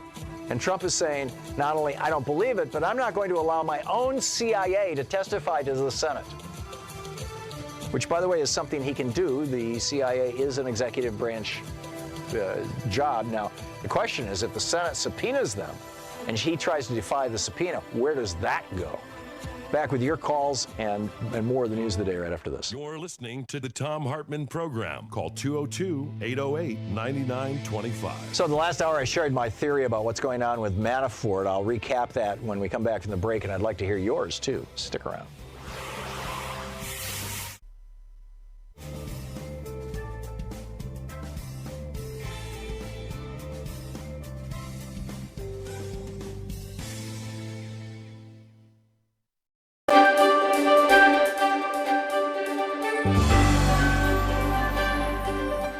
Today from Justin Frank, Dr. Justin Frank's book, Trump on the Couch, Inside the Mind of the President. He's the guy who wrote Bush on the Couch and Obama on the Couch. He's a psychiatrist and professor of psychiatry in Georgetown in Washington, D.C. And the book just came out. This is from the introduction. There's no question that Trump is mentally unfit in ways that make him psychologically unsuited for the presidency. That in itself is a truly alarming turn of events. And I'd write the entire book in all caps if I thought that would better convey the sense of urgency with which it is written and should be read. Any number of troubling mental illness diagnoses and character evaluations can be and have been accurately applied to Trump. Both can vary from analyst to analyst, however, without necessarily sacrificing any of the accuracy. More to the point, the true value of a diagnosis is to determine an appropriate course of treatment, and there's no indication that any sort of treatment is a viable option. Trump on the couch then seeks not simply to make the case that Trump is not well, but rather to show how he is unwell in ways that would have been of particular interest to the applied psychoanalysts whose investigation likely preceded our own, the Russians, and perhaps even their American allies or counterparts, who in the long tradition of intelligence gathering examined Trump's psyche and found an opportunity for exploitation. Trump's presidency caps a lifetime of dysfunction and disorder that is not likely to be healed while he is in office, just as Trump's ascendancy among voters gives expression to long-standing trends in the American electorate's psyche that are not going to be easily addressed. However, if we can identify certain aspects of these disorders and trends that may have contributed to Trump and his voters fusing into a shared belief system, then we have a better chance of fostering the kind of honest cultural discussion that will be necessary in order to contain and repair the damage that has already been done. Understanding Trump calls for a consideration of his psychodynamics almost certainly more rigorous than he has ever embarked upon on his own. Trump dismissed psychotherapy as a crutch in his 2004 Playboy interview. Years later, talking to biographer Michael D'Antonio, he described in greater detail a generalized aversion to introspection beyond the therapeutic setting. Quote, "I don't like to analyze myself because I might not like what I see," he told D'Antonio. "I don't like to analyze myself. I don't like to think too much about the past," end of quote. Even armed with a detailed family history, we can't capture Trump in action with only the tools of applied psychoanalysis. Like some of the most disturbed patients I've worked with, Trump is so erratic, constantly changing the topic, elevating the stakes, and raising the volume, that one doesn't know what to expect from him next. It's hard to imagine him in treatment. Even as the subject of an applied psychoanalytical investigation, he behaves like a patient who is simultaneously banging in a consulting room window, rattling on its door, ringing the phone, and texting or tweeting his demands for attention. Trump presents so many troubling affects that it's hard to remember them all. In the final weeks of the first year of Trump's presidency, Michael Wolff and David K. Johnston published accounts of the Trump White House that present a president with a startling number of disturbing characteristics. Any one of these demonstrable and suspected traits would raise calls for a psychoanalytic investigation if it was done on a layperson. In a president, in aggregate, they are truly cause for alarm. The list of worrisome, evident, and alleged attributes that emerge in these and other portraits is long. Narcissist, liar, racist, sexist, adulterer, baby, hypocrite, chiseler, tax cheat, outlaw, psychopath, paranoid, fraud, ignorant, vengeful, delusional, arrogant, greedy, contemptuous, unsympathetic, learning disabled, cruel, obstructor of justice, threat to the Constitution, traitor. The list is so long that it can be overwhelming. It's a challenge to remember the beginning by the time you make it to the end. There are times when I wish someone would help us remember all the troubling aspects of Trump's character and behavior, past and present, in a way that would encourage recognition of the totality of his pathology, rather than its component parts, which individually cause alarm before being temporarily forgotten when the next emergency presents itself. As an applied psychoanalyst, my task is not only to appreciate the full list, but also to ignore the big picture and focus on a single pathology at a time. Practitioners of applied psychoanalysis approach their subject as both theoretician and clinician. The theoretician endeavors to piece things together, to figure things out, while the clinician tries to approach each session capable of being surprised, as if his mind were a blank slate. The analysis in the following pages aspires to accomplish both goals: reviewing Trump's record with a clinician's eye, preparing to be surprised by the unexpected observation, and assembling these findings into a more comprehensive portrait. The image of hypothetical patient Trump rattling the consulting room door and banging on the window reminds us that President Trump doesn't want us to see the entire list at once. Not only that, but patients I've treated who are reminiscent of Trump cannot tolerate being inside the consulting room either. They leave my office whenever they feel unable to think their way through an anxiety-provoking interpretation, much the way Trump leaves press briefings when the questions get too close. Trump on the Couch by Justin Frank.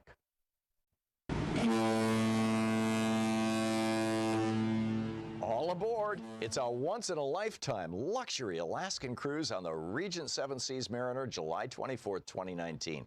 For more information, Keen Luxury Travel, 800-856-1155. And did I mention we'll be getting active on board with special events with yours truly, me and Louise, as we visit Ketchikan, Juneau, Skagway, Sitka, Hubbard Glacier, and Anchorage.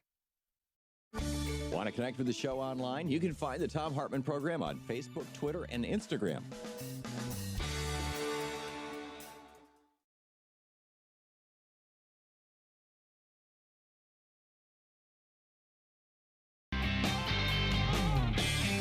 "34 minutes past the hour. Welcome back. Thom Hartmann here with you.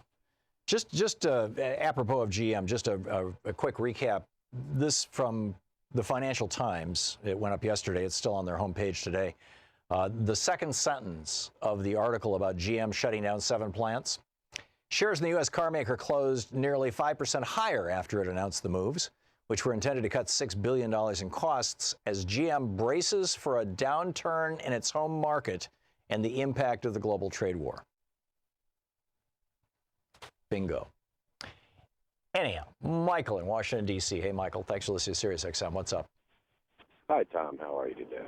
I'm well. What's on your mind?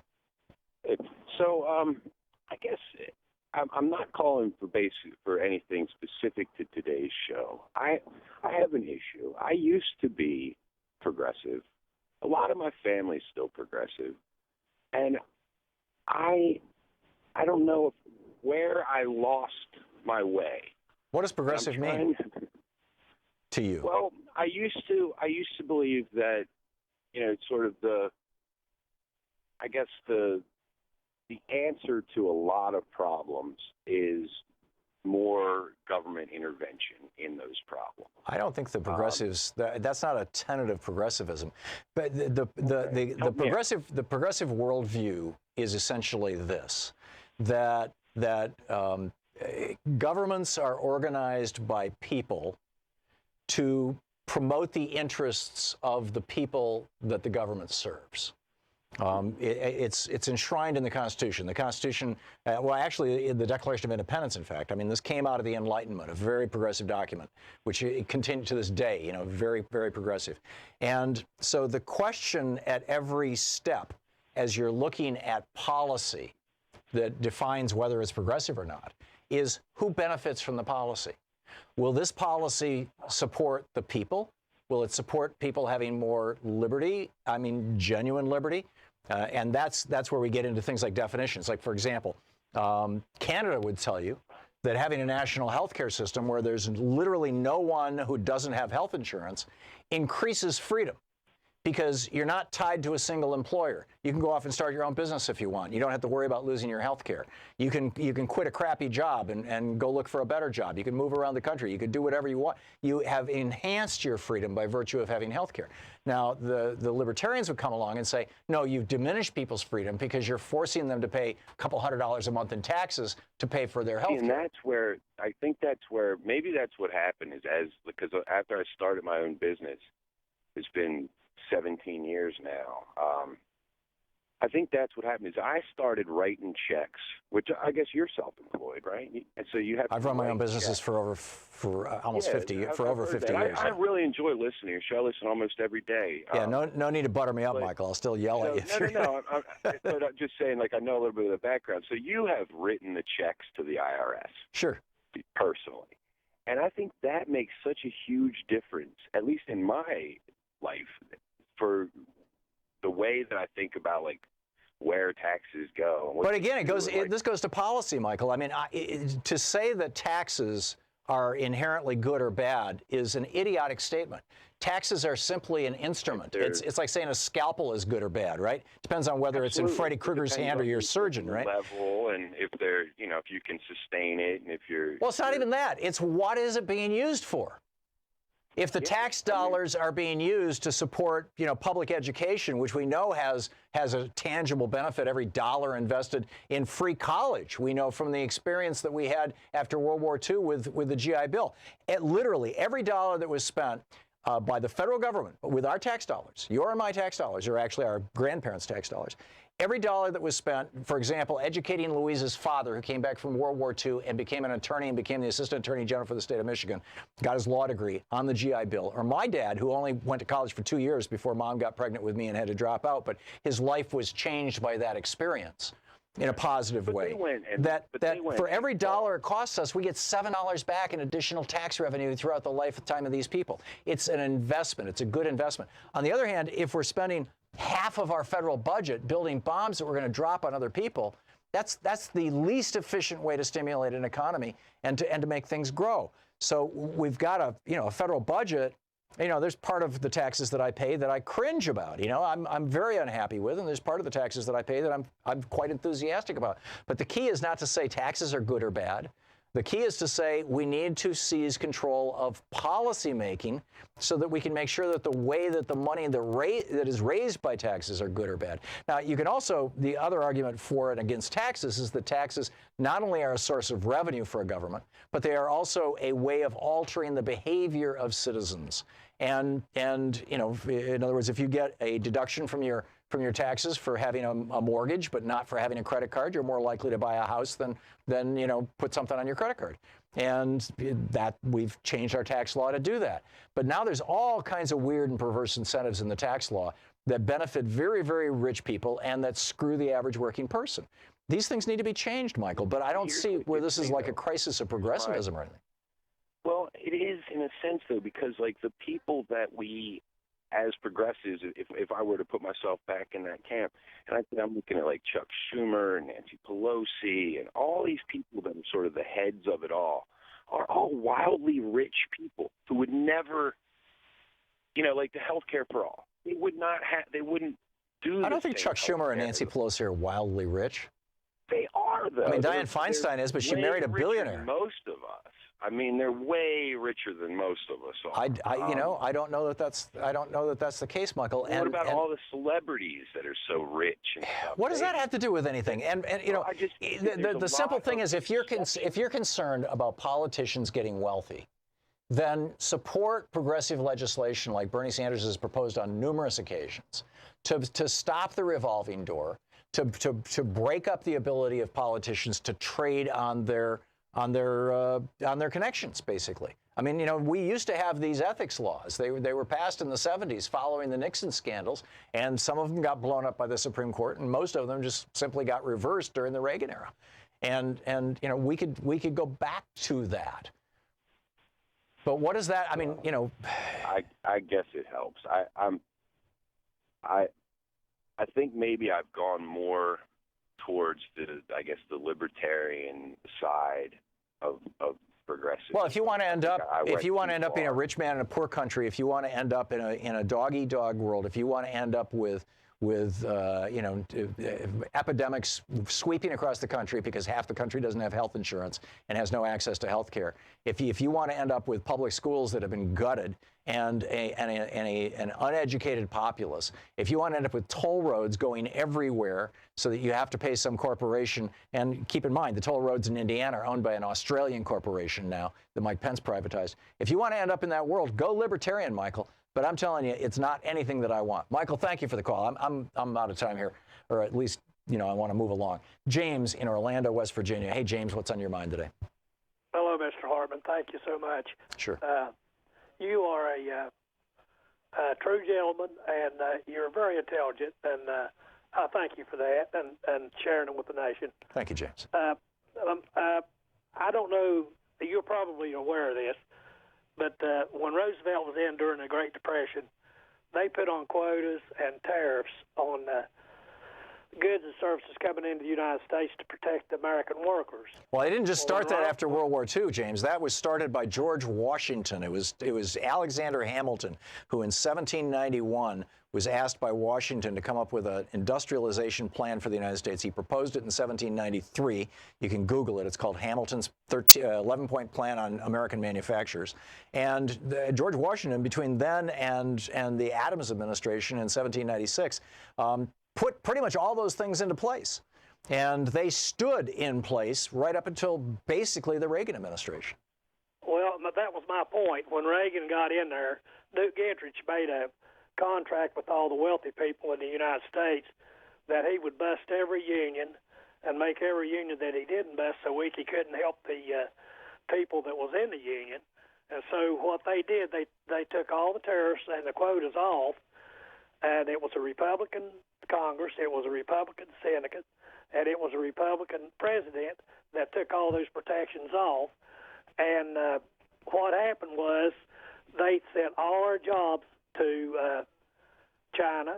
When they did that, they allowed them to bring that stuff back into this country over the suffering of our workers in this country. Now, when the workers, during that time, they all belonged to unions, and so how do you kill a union? You kill their jobs. That's right. So what they did was, that's what they did. Now, here in West Virginia, we had shoe factories, we had garment factories and all that. Yep. Hundreds of thousands of people lost their jobs. Yep. So anytime you vote for a Republican, you are voting for someone that stabbed you in the back and sent your jobs overseas. So I just want the American people. I agree, James. Although, you know, some wag is going to come along and say, well, let's do a fact check here. It was Bill Clinton in '92 who campaigned, along with George Herbert Walker Bush. Both of them campaigned on cutting tariffs with NAFTA. And, you know, that was a major departure from Democratic Party principles by Clinton. And the party has not reversed itself yet. They need to. James, thanks for the call. You're listening to Thom Hartmann. Visit thomhartmann.com for audio and video archives. And because the party has not formally reversed itself, although the Sanders wing certainly has, Trump has stepped into this vacuum and seized this.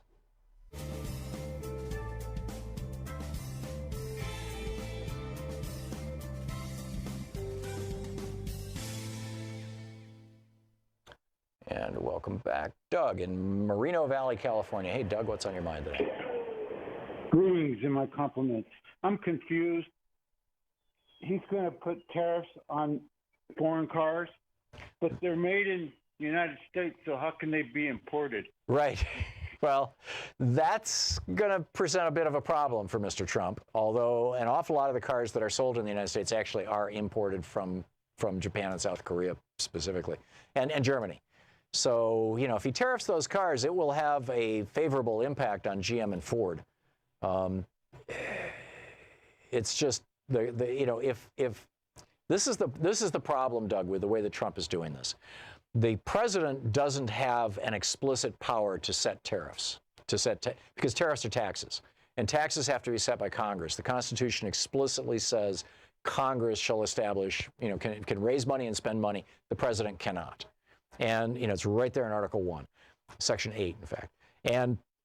And so, but what Congress did was they passed a law that said that the president, to be fast on his feet, so that the country can act quickly in response to foreign unfair competition or illegal trade practices, or if actually it wasn't even that, that would be Congress's job. The rationale for this was, if an ally of ours, or let's say an enemy of ours, if a country that might be a competitor, might even be a military competitor, say China, is buying something from an American manufacturer, let's say advanced computer chips, and the president has determined that China is using those advanced computer chips in weapon systems that will be turned one day on the United States, then he can intervene and say, we're going to either block the sale of these, or we're going to set a tariff, a tax so high that you're not going to want to buy them from us. And so it was done for national security purposes. Trump is using that national security excuse to put these tariffs on. Well, they only last as long as Trump is president. And the way that tariffs work is that if Congress passed a tariff and said, all cars imported in the United States for the next 25 years are going to have a 10% tax on them, 10% tariff, which is actually low. It was 35% back in, at the end of World War II. If Congress passed that law, then GM would say, oh, for the next 20 years, well, that's good. That's about the amortization time for a factory. That's how long it takes. We build a factory, and it takes about 20 years for it to get old and fall apart. So we'll build the factory, and we'll make the cars. But because Trump is doing it using national security as the excuse, and so he can do this by executive order, these tariffs are only going to last a year or two. And that's why you're not seeing the jobs coming back to the United States. That's why you're not seeing companies investing in factories with their giant tax breaks, is because they know that nothing's going to change. They know that Trump is just blowing smoke at people. And that's the problem. Am I explaining this, Doug? Is this making sense? Yeah, basically. But Cool. I just support Trump. I mean, he hasn't killed a lot of people yet like Bush did, so I don't know who's worse. Yeah, give him time. I mean, he's supporting the Saudis who are killing a lot of people in Yemen. You've got literally half the country, 20 million people on the verge of starvation right now, and nearly 1 million who already have, several hundred thousand anyway, who already have starved, mostly children. And so Trump has got a lot on his karmic load, shall we say. It's coming up on 10 minutes before the hour. We'll be right back.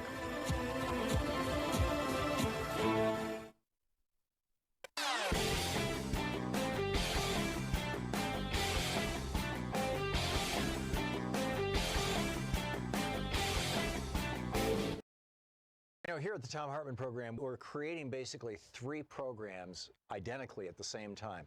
We've got the normal commercial program. We have our television program that is carried by Free Speech TV, and we do fundraisers for Free Speech TV, and a small amount of that money comes back to us, which helps us provide that show to Free Speech TV. So that stream has its own revenue stream in it. And then we also provide a nonprofit radio show with no commercials in it that's completely nonprofit compliant to our Pacifica affiliates, to the stations all over the country, nonprofit stations.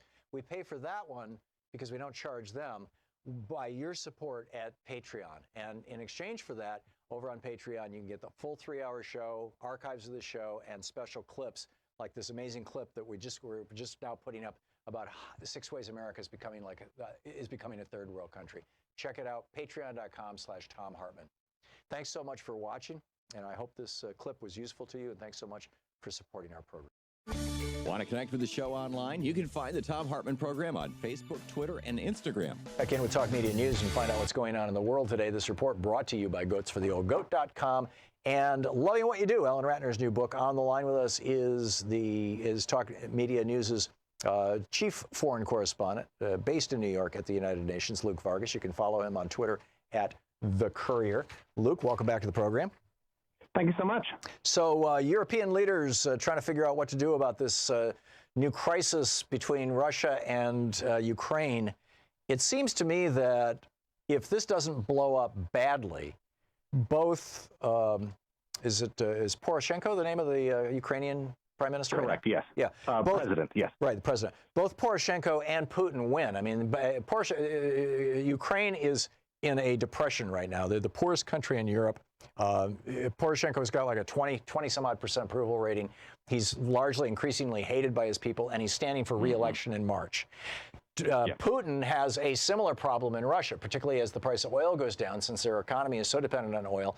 Russia's in a recession right now, and our tariffs are also taking a bite. And so Putin needs an external enemy, somebody that he can blame things on. So if he can blame it on Poroshenko, and Poroshenko can blame things on Putin, and both of them can get through the next 4 months without blowing the world up, Poroshenko might get himself reelected, and Putin might just go back to being Putin. Or is that a completely naive analysis? Well, I would say, the martial law that's been imposed in Ukraine, which does forestall elections, is set to expire in 30 days. Now, we've seen in many countries around the world temporary states of emergency and martial laws that, presidents and leaders will say have nothing to do with elections because they're announced 6 months in advance, for instance, you do get renewed and conveniently forestall the actual elections. We're still quite a ways away from that with respect to Ukraine. And I think it's worth reminding ourselves that Ukraine doesn't necessarily need another conflict to remind voters of the fact that they are basically at war with Russia or something very close to it. I mean, the level of existing hostilities is probably high enough that if this incident at the Kerch Strait doesn't turn into something bigger, I don't really see how it alone is enough to completely change the political calculus and get Poroshenko reelected. But again, we don't know if what we saw on Sunday is isolated or not. With respect to Putin, I think it is worth pointing out, some internal metrics show that his popularity has declined in the last few months. It's possible that perhaps if the order came from the top to sort of attack these Ukrainian ships or ram into them on Sunday, maybe it's a way of trying to boost Putin's popularity within Russia. I also think that's difficult to say from the outside. What we can evaluate, though, are how countries are responding. The U.S. sort of had a contradictory response. You saw Nikki Haley at the United Nations saying, look, this is going to be a big hit for Russia. They're going to suffer reputational damage. We're not going to lower any of our sanctions so long as they keep doing things like this. President Trump, though, not saying Putin by name, not really delivering much of a condemnation as he spoke to reporters yesterday. That contradiction did catch the attention of the Russian media, which I saw someone excerpting a little quote from last night. One of the TV presenters on Russia 24 joked about Nikki Haley, quote, she must have an unstable connection to the captain's bridge since the owner of the White House didn't blame Russia for Sunday's incident. And Nikki Haley seemed to be sort of out a little bit on her own in her level of condemnation. Right. What a dig. Yeah, so really. Anyways, let's gauge Europe very, very briefly. If the U.S. isn't going to, there's no sign right now, at least within the administration, and maybe Congress feels differently, but I still don't think so. There's no sign the U.S. is going to impose new sanctions here. Will Europe? We've seen the Baltic leaders. We've seen the president of Poland, two, groups of European power that really are quite concerned about Russia. They've called for more sanctions, but Austria, which heads up the European presidency right now, really is taking a wait-and-see approach. And the Germans and the French, who would probably be the loudest cheerleaders of a possible push for more sanctions, have not been making those calls. So again, I think unless Russia makes more steps in the next few days, this incident, though it did, stoke fears that maybe we were seeing a new sort of front or aggression from Russia, maybe will blow over. Does anybody know why Russia did this? Well, let's just say very briefly that, the Sea of Azov, which is an internal ocean that has been sort of jointly controlled by Ukraine and Russia for a long time, the only entrance point is through this narrow strait. And Russia has recently completed a bridge over that narrow bit of water, which connects Crimea to the Russian mainland. And they have been, because of alleged terrorist threats against that piece of infrastructure, been subjecting Ukrainian boats that are coming in and out to service a lot of European ports that are only accessible through that waterway. They've been subjecting them to pretty long sort of security checks. And if they were to go further than that and not just delay them, but permanently stop them from entering that ocean, you have a lot of Ukrainian citizens which are going to be really cut off from global trade. That becomes an economic problem. I think the fear in Ukraine is that if Russia, they don't even need to launch a physical attack on those towns, but if you just cut them off and hurt them economically, that builds resentment, and that it creates a political opportunity for those populations to be targeted with Russian messaging or anti-Ukrainian messaging. I think that's sort of throw out Poroshenko and put in a basically a Russian puppet government. Look, the Russians are always highlighting poverty in eastern Ukraine as sort of a justification for why Ukraine doesn't have legitimacy over those regions. If they, keep Ukrainian vessels out of the Sea of Azov, it would do that to a whole other part of the country. Fascinating stuff. Thanks for a thoughtful insight into the geopolitics here. Luke Vargas, great talking with you, Luke. Thank you. Cheers. You can follow Luke at The Courier on Twitter. We'll be right back.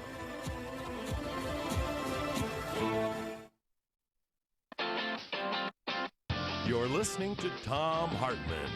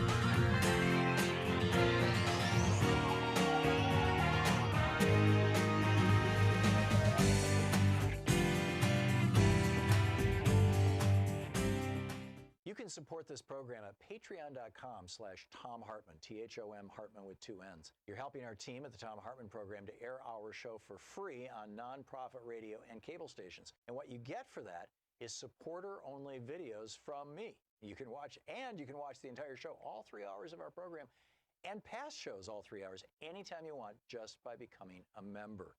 For more information, patreon.com/Thom Hartmann. And thank you for supporting our program. One of our special videos on patreon.com/Thom Hartmann, ThomHartmann,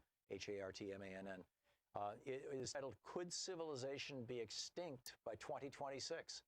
You can only see this video by becoming a member of Patreon, which supports us in being on nonprofit radio and TV. So please help support our program. You'll also be able to watch our entire show 24/7 just by becoming a member at patreon.com/Thom Hartmann. Thank you again for supporting our program. That's patreon.com/Thom Hartmann.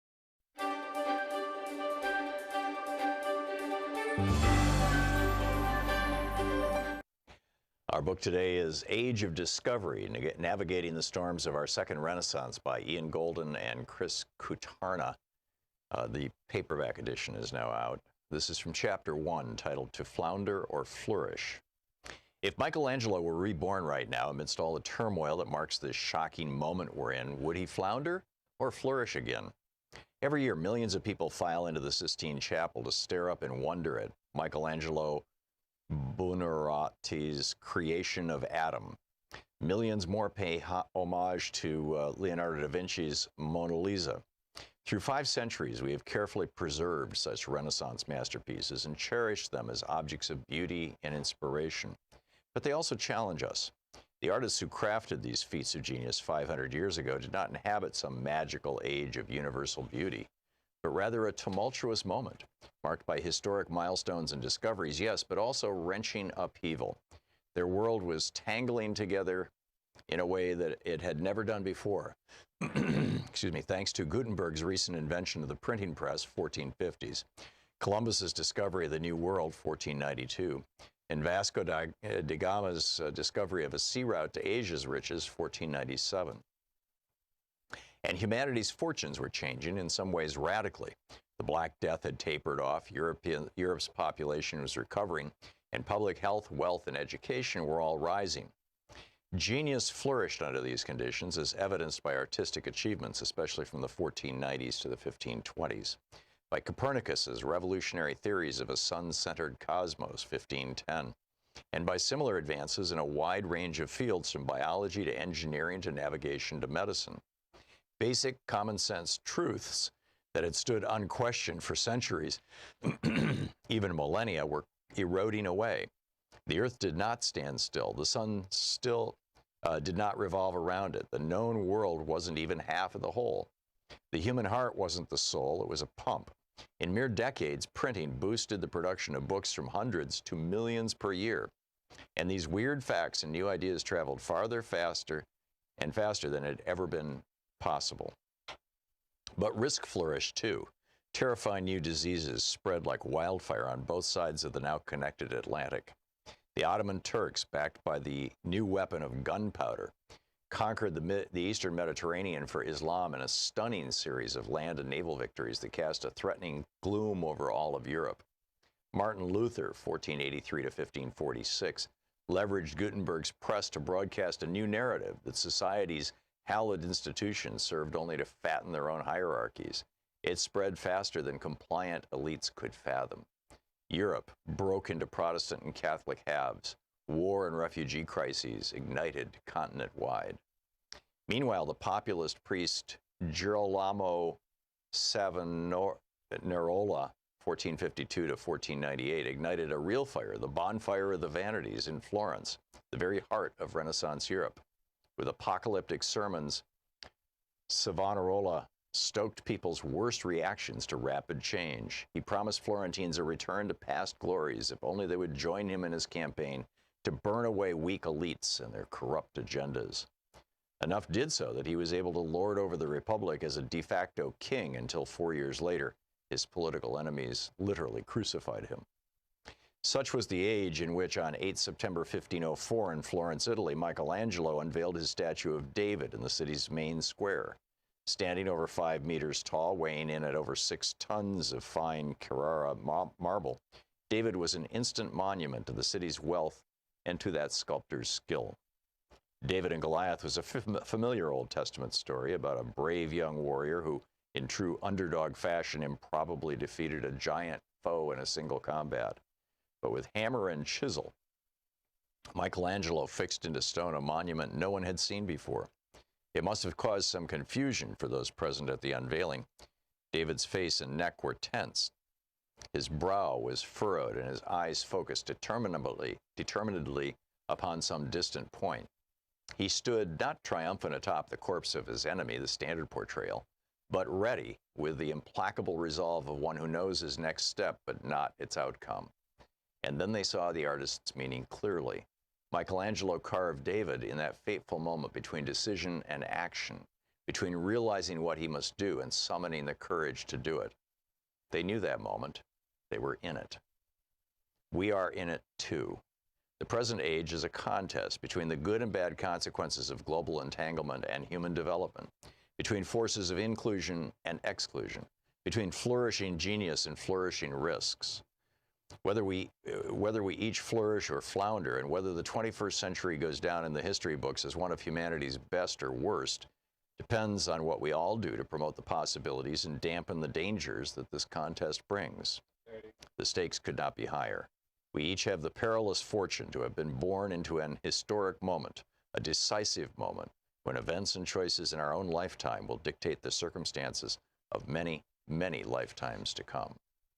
Yes, it is the conceit of each generation to think so, but this time it's true. The long-term facts speak more loudly than our egos ever could. Age of Discovery. Fascinating book.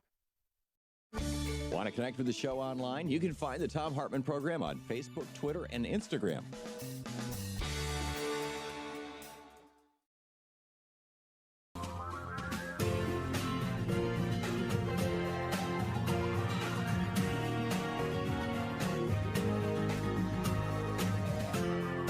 This is the Thom Hartmann Program. Welcome back. Thom Hartmann here with you, and on the line with us, our old buddy Greg Palast, who has been just, boy, this has been his year. The investigative journalist, author, filmmaker, his most recent, The Best Democracy Money Can Buy. You can find it over at Amazon. GregPalast.com is the website. You can tweet him at Greg_Palast, just like I'm Thom_Hartmann. Greg, welcome back. Glad to be with you, Tom. Quite a day. Yeah. So Mississippi and Stacey Abrams seem to be at the top of the news. Tell us what's going on. Let's start with Mississippi. What's going on there as Lynch and Cindy is trying to hang on to the seat to which she had been previously appointed? Right. Well, today is the runoff for the U.S. Senate seat against incumbent, that is, she was just appointed, Cindy Hyde-Smith, versus former Clinton Secretary of Agriculture, Mike Espy. And Espy spoke to my team, which is down in Mississippi right now. And he told us something no one else has reported. It's just ugly. An old trick called push polling. They're calling elderly black voters, and they are telling them, according to Espy, and he's got legal affidavits signed by these voters, they're telling them that if you, who do you want to vote for? We're polling, we're doing a poll on the race. Who are you voting for Senate? And if they said Mike Espy, they said, oh, great. And by the way, that this registers your vote, so you do not have to vote on Tuesday. That? Now, not only is that pretty bizarre, but in the piece that I read that that I believe you wrote, you pointed out that this is not the first time this exact same play has happened, and the last time it was outed, we discovered who was paying for it. Yes, back in '96, it turns out the money traced back to the Koch brothers doing push polling in Kansas, backing Sam Brownback, the ultra-right, at that time running for Senate against Jill Docking. And they would ask you, who do you want to vote for Senate? If they said Docking, they said, would you reconsider your vote if you knew that Jill Docking is Jewish? By the way, she is. And so Docking lost.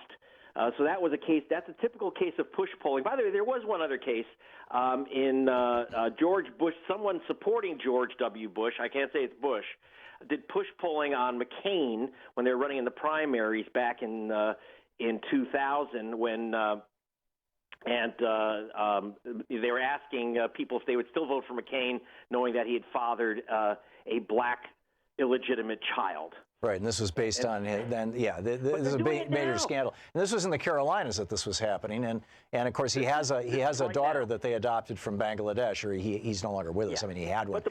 But go ahead. The thing is, this is even worse because it's not just smearing the candidate; it's saying you don't have to vote; your vote's been recorded. That goes from bad taste, nasty work, to absolutely illegal under federal law. Mm-hmm. You're denying someone the right to vote. And that is a violation of federal law. It's a crime. You go to jail for that. That's what's happening in Mississippi. Ugly stuff in Mississippi. And then we turn, then we got Georgia. Mm-hmm. So today Stacey Abrams filed a federal lawsuit. I just say, and her organization, now a nonpartisan group called Fair Fight Georgia, has filed a federal lawsuit to basically demand the total redo of the Georgia voting system to take it back out of the Jim Crow era. After the Voting Rights Act was gutted by the Supreme Court in 2013, as the suit noted, Georgia became the worst backsliding state in the nation, according to a study by Harvard.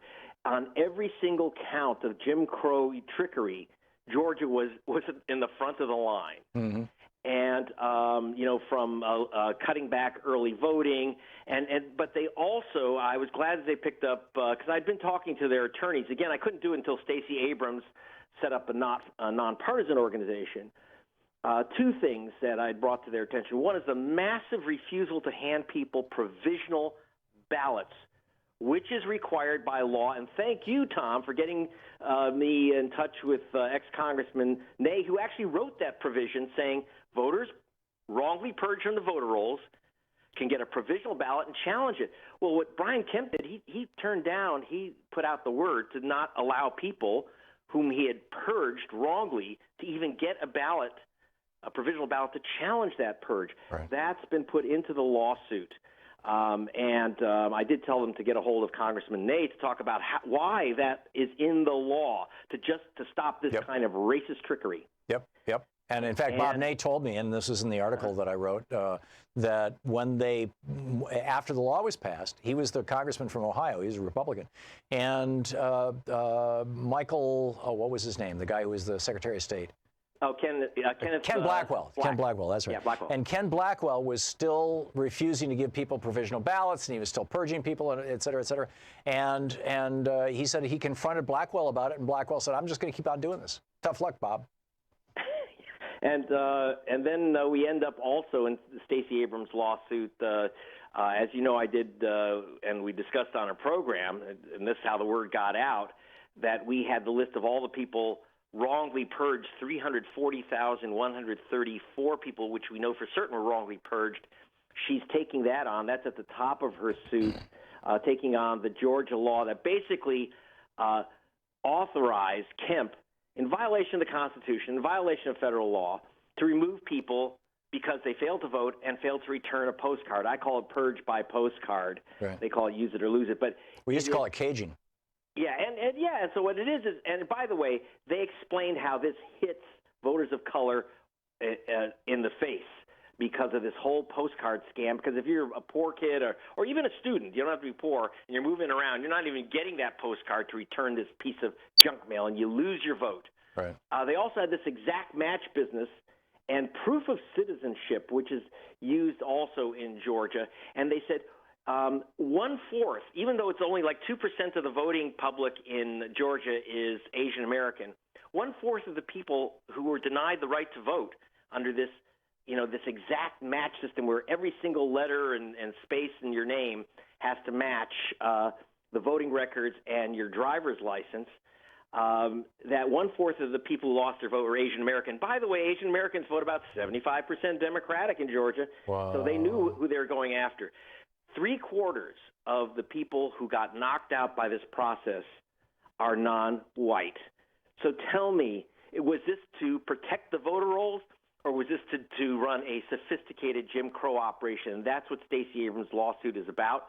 It cites the 14th Amendment, the 15th Amendment, the Voting Rights Act, and the Help America Vote Act. That is what Bob Ney had put together to protect voters. You know, there were some honest Republicans around, you know, when it comes to electoral process. There were a few Republicans thought, well, maybe we ought to just win the votes instead of stealing the votes. Yeah, what a novel idea.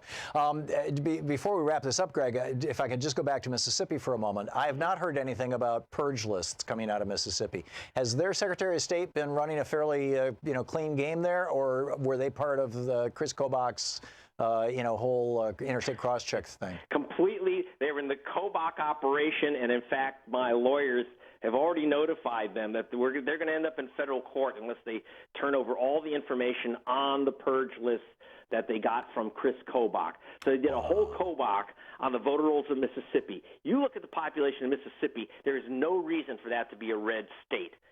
But if you... It's got the largest black population in the United States, doesn't it, on a per capita basis? Yeah, and so if you put together and the growing Hispanic and Asian American population. Right. And so what's happened is if you look at the state of Mississippi, plus the progressives in the cities, there's no reason why it should be a red state. If everyone who had the right to vote got the vote, that would change everything. And I'm going to tell you, Mississippi, Georgia, we've really gone back 50 years in voting rights in those states. And Stacey Abrams, bless her, has brought this lawsuit to say enough is enough, and we're going to change the entire electoral system in Georgia so it conforms to democracy. Yeah, and I sure hope that she's successful. And you're just absolutely indefatigable efforts, Greg. I mean, you have been on this beat for so long, and you've done such a brilliant job of it. I'm so grateful to you, and I know that all of our listeners, maybe most of our listeners are. We have a few Republicans out there. Greg Palast. Go ahead, Greg. Thank you so much for letting me through the electronic Berlin Wall. My pleasure. GregPalast.com is the website. Hang on just a second. I'll give you more. This is the Thom Hartmann Program. And his latest movie, The Best Democracy Money Can Buy, you can find it over at Amazon. His Twitter handle, Greg_Palast, P-A-L-A-S-T. We'll be right back.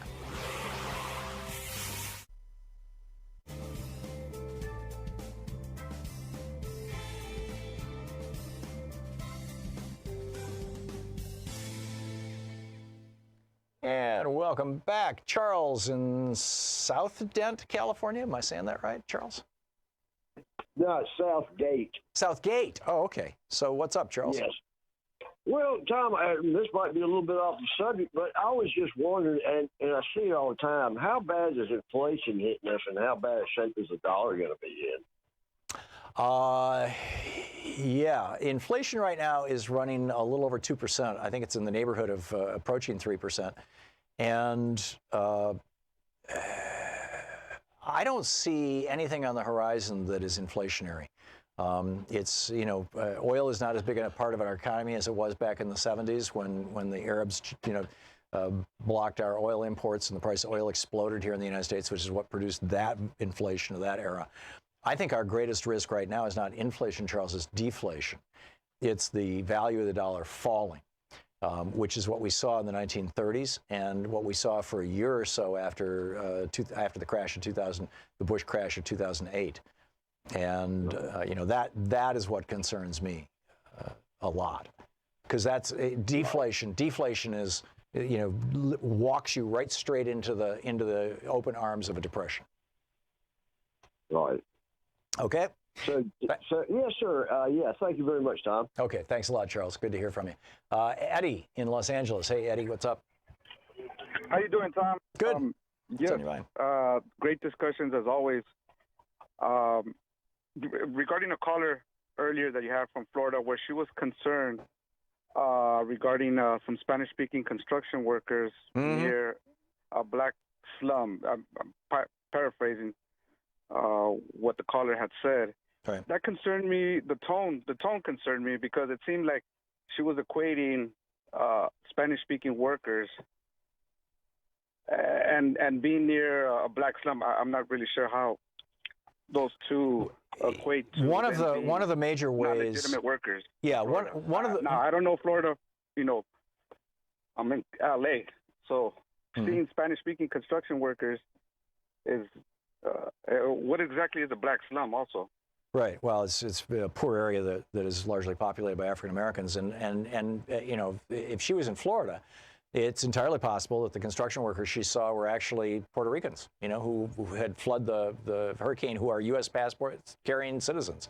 But the fact of the matter is that when Reagan stopped enforcing the law that said that if you hire somebody who's not a citizen, you, not they, but you, the employer, go to jail. When Reagan stopped enforcing that law, then you had, I mean, it was just like, you know, anybody anywhere in the world who wanted to work in the United States, it was like, hey, all I had to do is get there. And I'm curious about the Spanish-speaking part. There is, you know, there is a racial piece to this, Eddie. I mean, there's absolutely a racial piece to this, and I think that that's what you're speaking to. So let's just say it out loud. I mean, you know, basically what she was saying is, you know, these brown people are taking jobs from black people and white people, right? And I mean, and you know, you can't. That is a reality at a certain level that's happening. It's not the core reality. It's not the biggest piece of it, but there's just enough truth to that that the Republicans can use that. Historically, Spanish-speaking has been around for as long as English-speaking. Of course, before the English-speaking, actually, you know? Yeah, absolutely.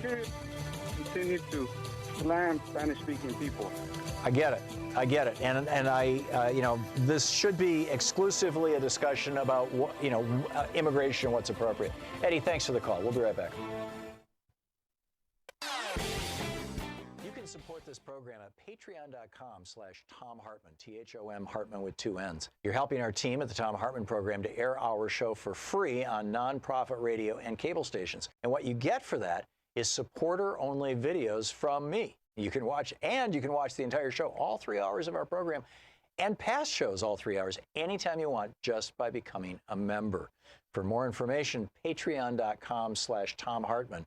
And thank you for supporting our program. One of our special videos on patreon.com/Thom Hartmann, ThomHartmann, it is titled, Could Civilization Be Extinct by 2026? You can only see this video by becoming a member of Patreon, which supports us in being on nonprofit radio and TV. So please help support our program.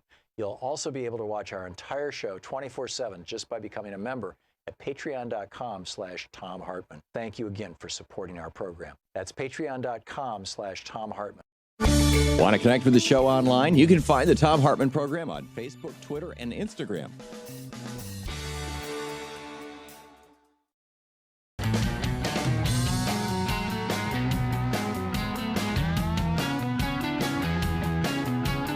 Welcome back. Thom Hartmann here with you. I did want to, before we move into just, you know, picking up your calls and just kind of reset a couple of things. And also, we talked some about the economy yesterday. I want to get back to that as well. So, you know, we've got this whole question of, was Manafort lying to Mueller all along, and Mueller knew it, but he let Manafort do that so that Manafort would communicate back to Trump what his lies were, so that when Trump filled out his questionnaire last week and said, I wrote all the answers myself and submitted it to Manafort, or to Mueller, it was filled with the same lies that Manafort had, so that Trump and Manafort thought that they were, you know, working something out here to hide the truth. And Mueller actually knew what was going on, and now he's nailed Trump. Is that what's going on? Or is it that we now have, you know, with his Guardian report, that Manafort actually met with Julian Assange in March of 2016? This was the same month Manafort was hired by the Trump, that he pitched himself. It might have been, you know, there's a couple of weeks in there where I'm not sure exactly when all these things happened, but there was a lot that happened in that month. And in the weeks immediately following that, in late March, early April, this appears to be, according to U.S. intelligence agencies, when the hacking of the DNC began coming out of Russia. And this also appears to be the time that Sam Clovis was interacting with a guy and professor in the UK who said he had connections to Russia. All this stuff is kind of coming together. Is the noose tightening around Manafort now? Or, you know, noose tightening. I shouldn't even use that metaphor, particularly in the, you know, given Sidney Hyde-Smith's comments. are the walls coming in, around Donald Trump? Is that what's going on? I don't know. He also has the economy to worry about. Donald Trump tried to put us on a 4-year sugar high. He thought he could get 4 years out of a $5 trillion tax cut with $1.5 trillion of it borrowed in your and my name and given to billionaires in the very first year. Donald Trump thought, this is going to keep this economy going right up until 2020, and I'll get myself reelected. And now, this from dailyreckoning.com. Now, a new loan crisis is unfolding. The new crisis was not in mortgages, but in student loans. He goes on to say, total student loans today are at $1.6 trillion, are larger than the amount of junk mortgages in late 2007 at about $1 trillion. Default rates on student loans are already higher than mortgage default rates in 2007. Not only are student loan defaults soaring, but household debt has hit another all-time high. Student loans and household debt are just the tip of the debt iceberg, which includes junk bonds, corporate debt, and even sovereign debt, all three at or near record highs around the world. And then he points out, over at dailyreckoning.com, and I got this from Chuck Butler's newsletter this morning, the Daily Fennec. Currency wars and trade wars can easily spill over into shooting wars. And he points out the South China Sea. There are 6 countries that claim different parts of the South China Sea. China has claimed all of it, other than just, the immediate coastal areas of the countries on the border. The Philippines are pushing back and saying, no, wait a minute, we own a bunch of this. And we have a treaty with the Philippines that says that we have to defend them if they're attacked by China. And we have increased naval vessels in the area to basically defend the Philippines' interest. This is Jim Rickard's newsletter, or blog rather, the Daily Reckoning. Is this going to push us into World War III? And then the New York Times, a piece by William Cohan is titled, When Blue Chip Companies Pile on Debt, It's Time to Worry. He says that the last decade, the amount of corporate bonds outstanding nearly doubled to $9 trillion from $5.5 trillion. Much of that surge came in bonds rated BBB. Now, this is it's the riskiest end, or near the riskiest end of the investment grade spectrum. In other words, you can still, if you're a company or a pension fund or something like that, you can still buy BBB rated bonds, and they pay more actually because they're risky, but close to triple the amount of 2008, making up half the investment grade bond market now. He says in the last decade, well-established companies including GE, AT&T, CVS Health, Sherwin-Williams, and Campbell Soup, when an acquisition binges. He talks about GE, once the world's most valuable company, a paragon of debt and virtue, had held a AAA credit rating until 2015. GE now has $115 billion in outstanding debt, $20 billion of which is due next year, and is burning cash. Its pension plan has gone from a surplus to being underfunded by $29 billion. In October, S&P lowered GE's credit rating to BBB, and the cost of buying insurance against a default, the so-called credit default swaps, soared in November. And then he goes on to AT&T, $183 billion in debt outstanding. Campbell Soup borrowed $6 billion. Keurig Green Mountain, Dr. Pepper, Snapple Group merged. They're $17 billion in debt, 6 times cash flow. Bayer has $40 billion in net outstanding debt. Basically what's happened is the banksters have been making a fortune, and the senior executives, by merging all these companies, and now there's so much debt, it's about to crash. You're listening to the Thom Hartmann Program. Call 202-808-9925. I mean, the headline of this New York Times piece ends with, "It's time to worry," and the subhead is, "The party may soon be over." We'll be back with your calls right after this.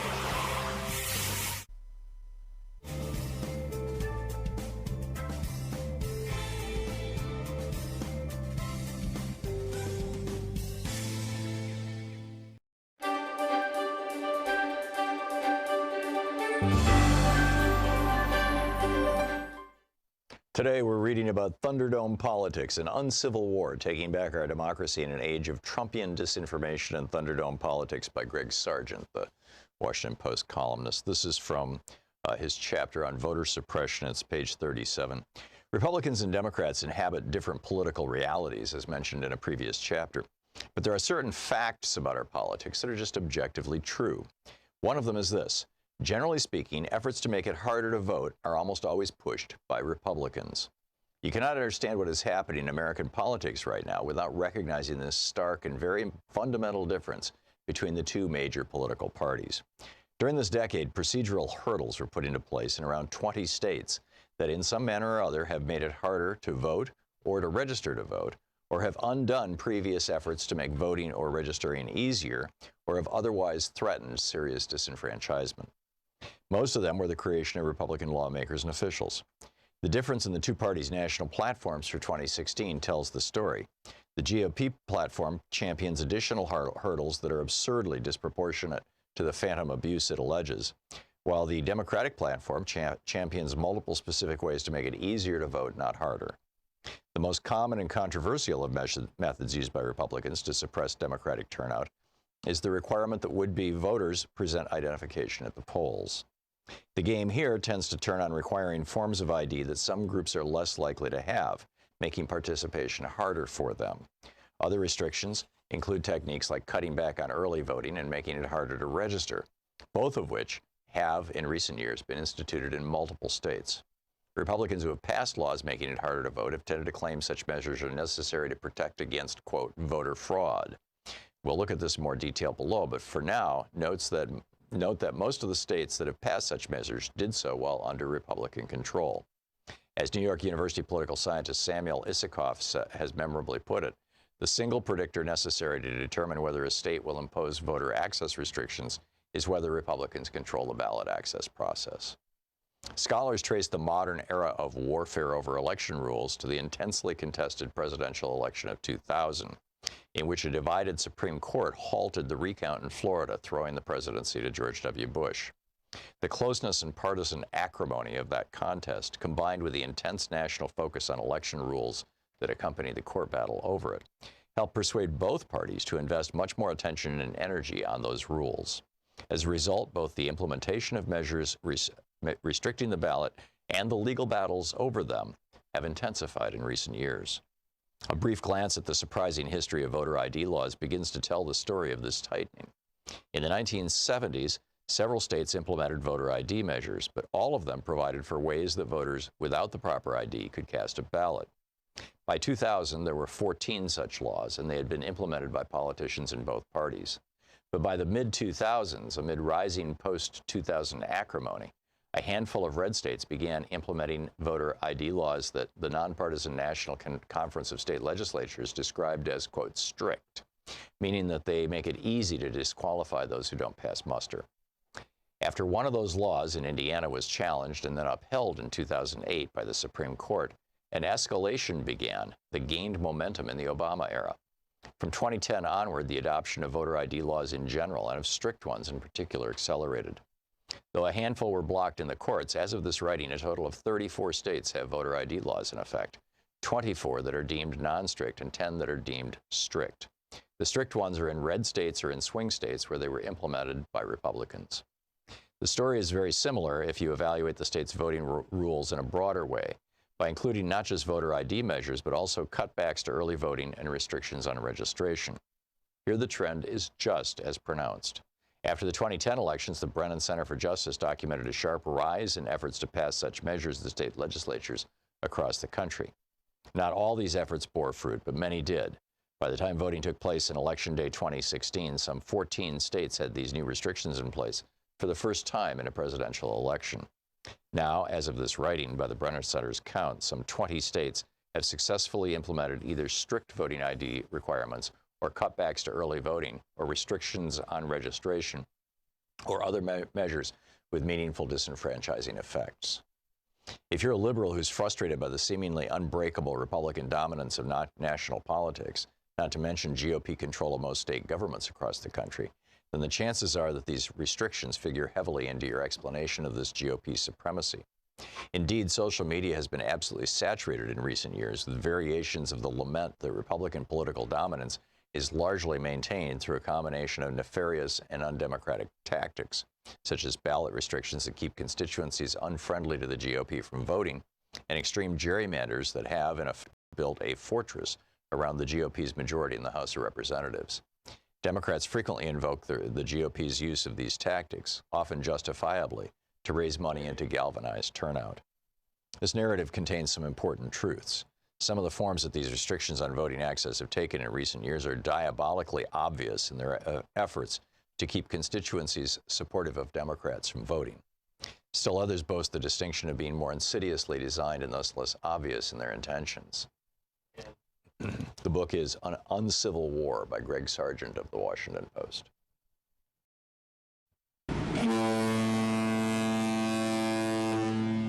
All aboard! It's a once-in-a-lifetime luxury Alaskan cruise on the Regent Seven Seas Mariner, July 24th, 2019. For more information, Keen Luxury Travel, 800-856-1155. And did I mention we'll be getting active on board with special events with yours truly, me and Louise, as we visit Ketchikan, Juneau, Skagway, Sitka, Hubbard Glacier, and Anchorage. Want to connect with the show online? You can find the Thom Hartmann Program on Facebook, Twitter, and Instagram. 1-800.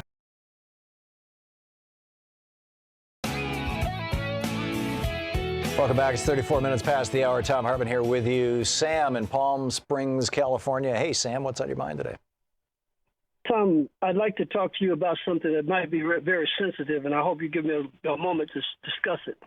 The Hispanic young man came on talking about the diversity. I hope that's what he was talking about, but it wasn't, I don't think.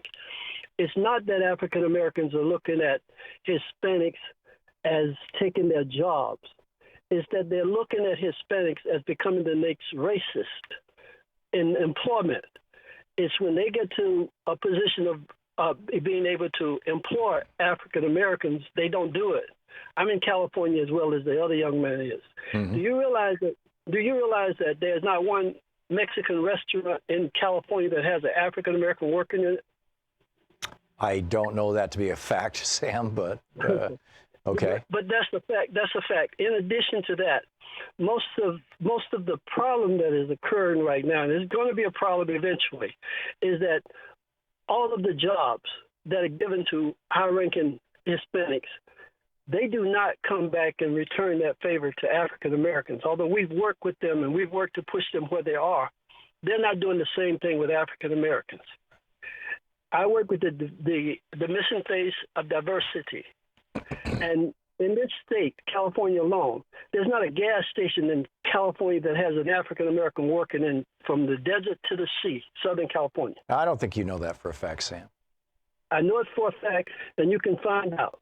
There's not one gas station that you can find if you do drive from Los Angeles to Palm Springs. So Sam, you're probably not going to find a lot of, people who aren't Thai working in Thai restaurants, and you're probably not going to find, people tend to surround themselves with people like them. I mean, we intervene as government when people are self-segregating or not self-segregating, forced segregation is happening in a way that is, essentially destructive. And I get where you're describing that.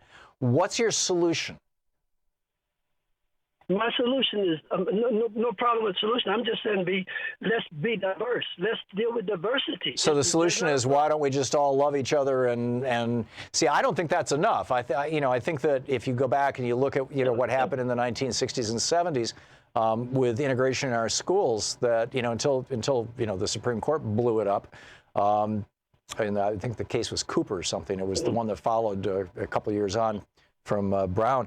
I think that you basically have to either provide strong incentives or the force of law. Absolutely. I think there is a problem now that's evolving right now that many of us are thinking about lawsuits because we believe it's discriminatory practices that's occurring in employment. Yeah. And I think that's the next way to go.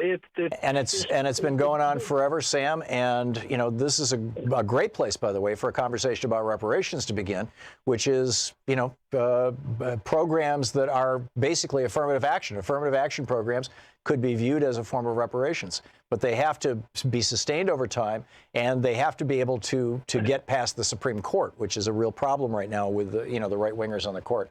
Sam, you've raised a really complex and really important issue, and thank you for doing so. I appreciate the call. I don't have an easy answer for it, and that's one of the reasons why it's a complex problem. Although really, you're correct, it boils down to racism. Daryl in Denville, New Jersey. Hey, Daryl, what's on your mind today? Hey, Tom, how are you? Good. What's up? I wanted to call and talk about, utter a few words about Donald Trump's criminality, but as an African American, I can tell you right now that this is something. I'm referencing your previous phone call. Mm-hmm. This is something that's going to have to be addressed within the Democratic Party, and nobody really wants to talk about it because it's really not in our interest to talk about it, because our strength is getting people of color, women, suburban. We have this coalition that we're trying to build, and so talking about these problems go against that effort. And so, well, in some regards, but Daryl, the one thing I was almost going to say it to the previous caller, but then I got distracted, was the Republicans are perfectly happy to sit around and say those brown people from south of the border are taking your jobs, African Americans. They're not just happy to say that; they're loudly saying that. Well, whether they're saying it or not, if it happens to be, to the extent that it is true, is something that has to be addressed. I don't really care.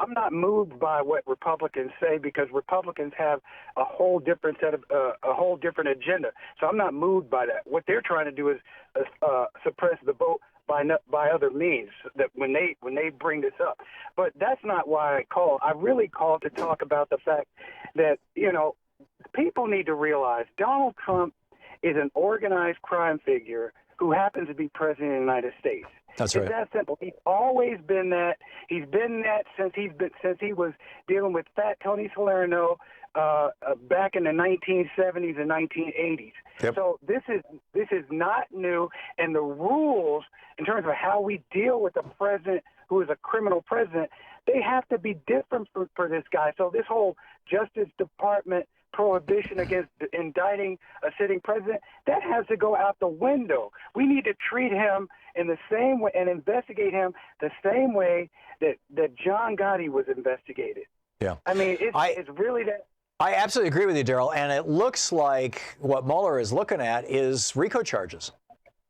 I mean, racketeering, influenced, corrupt organization, the laws that were designed to go after mobsters. Because you're absolutely right. Donald Trump is a mobster. He's not just a grifter. He's been deeply in with organized crime, probably his entire life. And organized crime has a strong toehold in the construction business in New York City. I've read. I believe it was David K. Johnson's stuff about Trump, where he talked about how he built Trump Tower out of concrete to satisfy a mob boss rather than building out of steel. But I can't speak to that specifically. I don't have the details. But yeah. And unlike John Gotti, it's not like he didn't have choices. He had a rich father who sent him to an Ivy League school. He could have been a bond trader on Wall Street. He could have been anything he wanted. Yep. He chose to be this guy. He could have simply invested his money in the stock market, and he'd be about $5 trillion richer right now. Exactly. I mean, but he chose to be a criminal. Yep, absolutely. And by the way, I believe he was following in his father's footsteps when he chose that his father was doing the same thing. He was taking government money for subsidized housing and then providing substandard housing and refusing to rent it to people of color. I mean, it was just, all of which was illegal. And so, he got his grifterness from his daddy. Daryl, thanks for the call. It's great to hear from you. And yeah, on everything. Andy in Wilmington, Delaware. Hey, Andy, what's up? Yeah, afternoon, Tom. Tom, I want to talk to you about the what I think might be the Manafort strategy. You mentioned it earlier. I kind of think that he intentionally lied to Mueller so he would become an unusable or unreliable witness against Trump. And by doing that, he wouldn't be able to credibly testify against Trump because he's a liar, and then be waiting for a pardon from Trump. I think he and Trump have been conspiring And Mueller, and the reason why Mueller waited until after he got Trump's written answers to his questions before he pointed out that he knew that Manafort was lying was Manafort and Trump both thought they were getting away with these lies, and they thought Mueller was buying it hook, line, and sinker. And what Mueller just announced to Trump, essentially, yesterday or this morning or whenever it was, yesterday I guess it was that, you know, we know that you've been lying to us, you know, and we're going to nail you for it. So I don't know. So go ahead. So you don't think that that Manafort's looking for not just a pardon from Trump, but not being able to be used? Yeah, no, I think he's just. I think he's got a deal to get a pardon, and probably the pardon will come, you know, in November, in December, late November or December of 2020, when Trump is on his way out of the White House. But that's just a guess. I mean, you know, if Mueller can prove that these guys had a conspiracy and that conspiracy involved pardons, that was one of the articles of impeachment against Nixon. He was offering people pardons as well if they would simply lie for him. So, well, what about the New York courts? Well, that's a good question. Apparently, he's committed crimes that are prosecutable at the state level, and those are crimes that cannot be pardoned. And so, you know, what's going on here? I don't know. I mean, we're all watching this psychodrama with bated breath. It's getting fascinating, Andy. It really and truly is. But I don't, you know. Okay, Tom. Yeah, good talking to you, Andy. Thanks a lot for the call. Thanks for listening to Sirius XM. A lot going on right now. But the piece of the timeline that is where the penny dropped for me was Mueller takes receipt of Donald Trump's handwritten answers or written answers to his questions. They're filled with lies that are similar to Manafort's, and then he drops that. You're listening to Thom Hartmann. Visit ThomHartmann.com for audio and video archives. I think Mueller waited until after Trump testified so that he could essentially say, we know that Manafort's lying, and imply to the president, we know that you're lying too.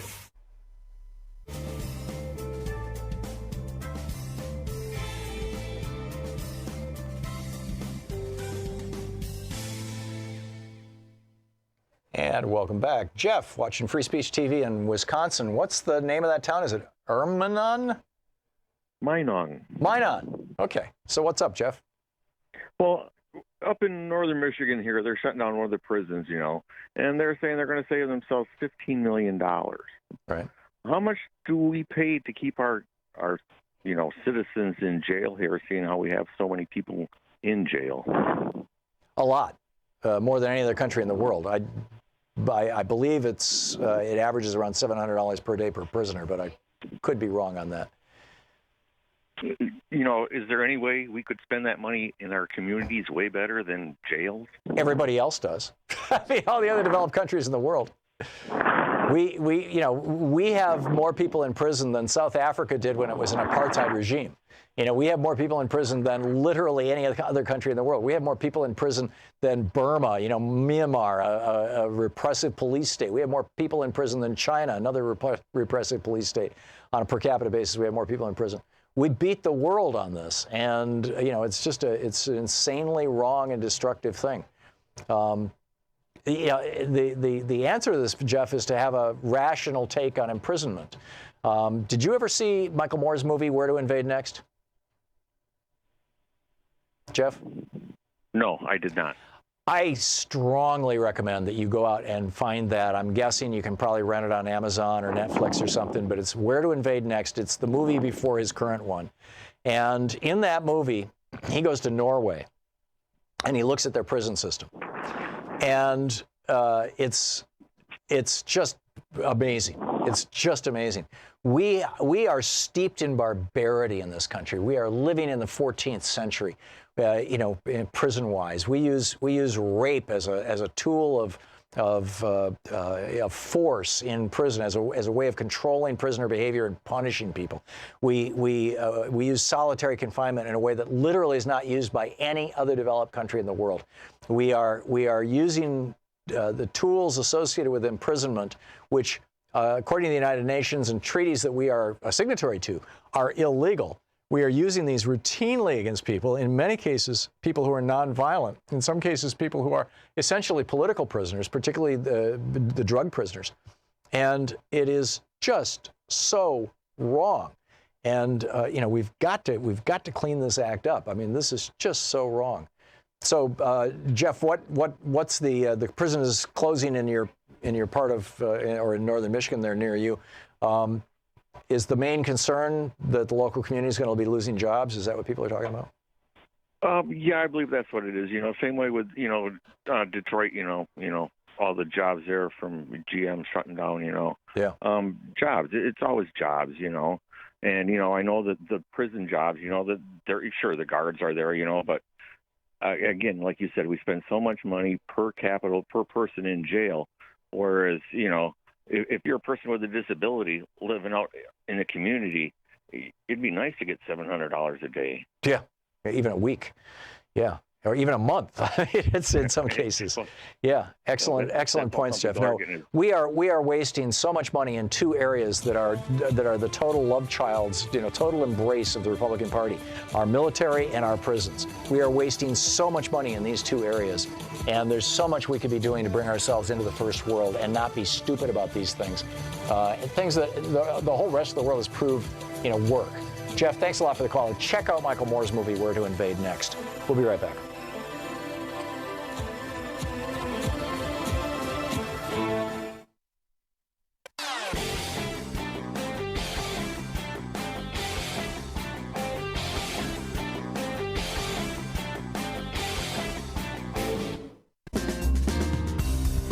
Welcome back. Thom Hartmann here with you. Freddie in Terramount, California. Hey, Freddie, what's up?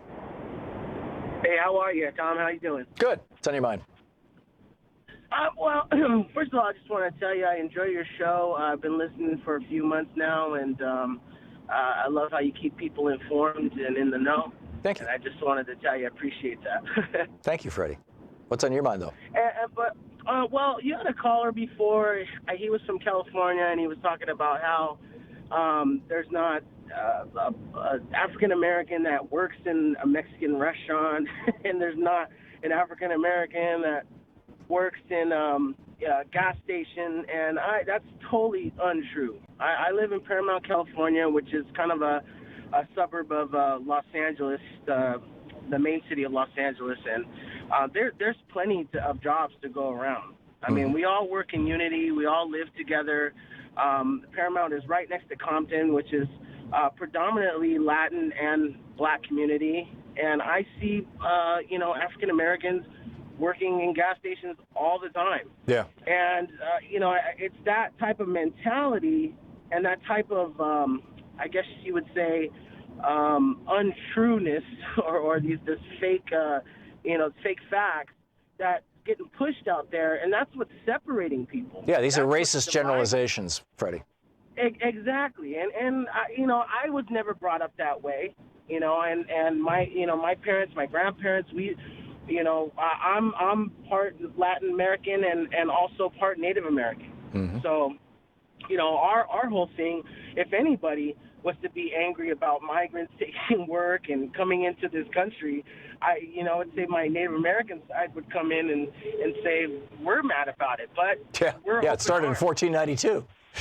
Exactly. That's when the first migrant caravan came. Yep, absolutely. So I just wanted they were to bad guys. Call and just tell people that we need to show more compassion to Latin Americans, show more compassion to the African American.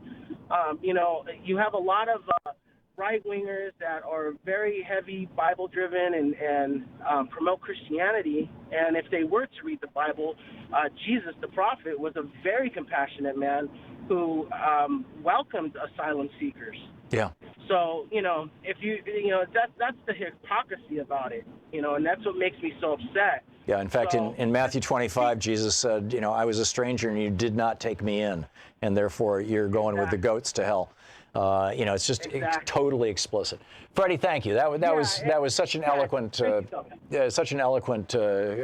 commentary, and thank you for pushing back on our racially motivated, shall we say, earlier caller. I appreciate it. Laura in Lona, Iowa. Hey, Laura, what's on your mind today? Hi.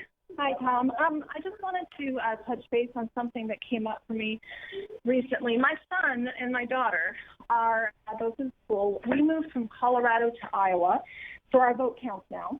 And so one of the things that I've been noticing is that we're very politically active. And, you know, on my son's birthday, we took him caucusing for Bernie Sanders. That's great. And, Laura, could you move your mouth a little closer to the microphone, please? Absolutely. Is that better? Thank you. Yeah, that's a lot better. Okay. So basically the reason I'm calling is because both my son and my daughter are feeling this sense of this overwhelming negative, because we've got so many downsides going on right now politically. Right. And I've been trying to get them into a place where they have more of a sense of an empowerment from what's going on and a sense that there is something, you know, that we can move with forward. Mm-hmm. And so I'm trying to find a way to empower them so they can understand how our government works. So one of the things that I've noticed is that, I mean, Chris Hedges talks about the way that the education system works for poor and, you know, the masses versus the elite. And so one of the things I'd like to know is if you have any kind of resources that are maybe not textbooks that are coming out of Texas that would be helpful for children in general. Just moving forward. We just got to find something, I don't know. I mean, I love your book club that you're doing now. So I'm wondering if you got anything that would be more aimed towards actual educational types of ideas. What do you think? You mean like textbook kind of things, general civics education? Textbooks. I mean, Richard, other than me going online and finding, you know, old textbooks. I can see his face and I can remember his first name. The guy who starred in Close Encounters of a Third Kind, Richard Dreyfuss. Richard Dreyfuss called me up a couple of years ago, and we had like this hour-long conversation. I was just sitting on the boat, you know, in D.C., and he called up on a Saturday afternoon and just went off at me or with me about civics. He's got a website, and I'm sorry I don't know the name of it right off the top of my head, but I'm sure if you Google Richard Dreyfuss and civics, it'll come right up. He's got a website that he has built that is completely devoted and committed to civics education in our public schools and more generally. It's his thing. And he's like all about this. In fact, I said, you know, why don't you come on the program and talk about it? And he was like, it just never happened. But, you know, the door is always open to him. But that would be a place that I would start. Beyond that, I don't know. I mean, how old are your kids? Well, I've got an eighth grader and I've got a junior in high school. And I mean, the weird thing is, I mean, we have a complicated family situation. So I've got one daughter in public school and a son in private school. And of course, the son that's in private school, we have this continuous conversation about, because he's in a religious private school, and this is not ideal for anyone involved, but it's really what's best for him as an individual, you know. Right. I wouldn't consider myself a Christian in any way, shape, or form. However, it is an environment that has a very low ratio of student to teacher kind of situation. And so it's a complicated situation. Yeah, we had to do that with one of our kids, too. Laura, Dreyfuss Civics Initiative.org is the website, by the way. Sean just tracked it down for you.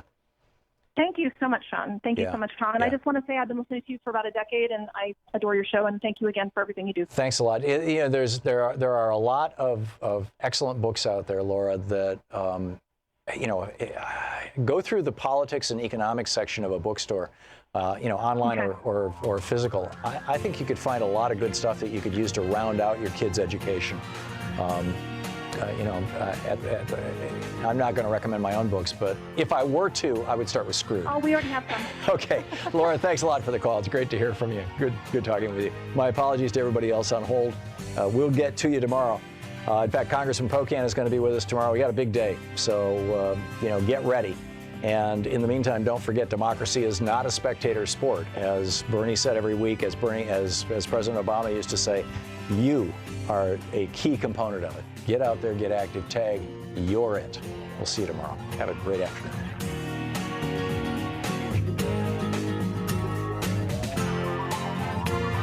You've been listening to Thom Hartmann. For audio and video archives, visit thomhartmann.com.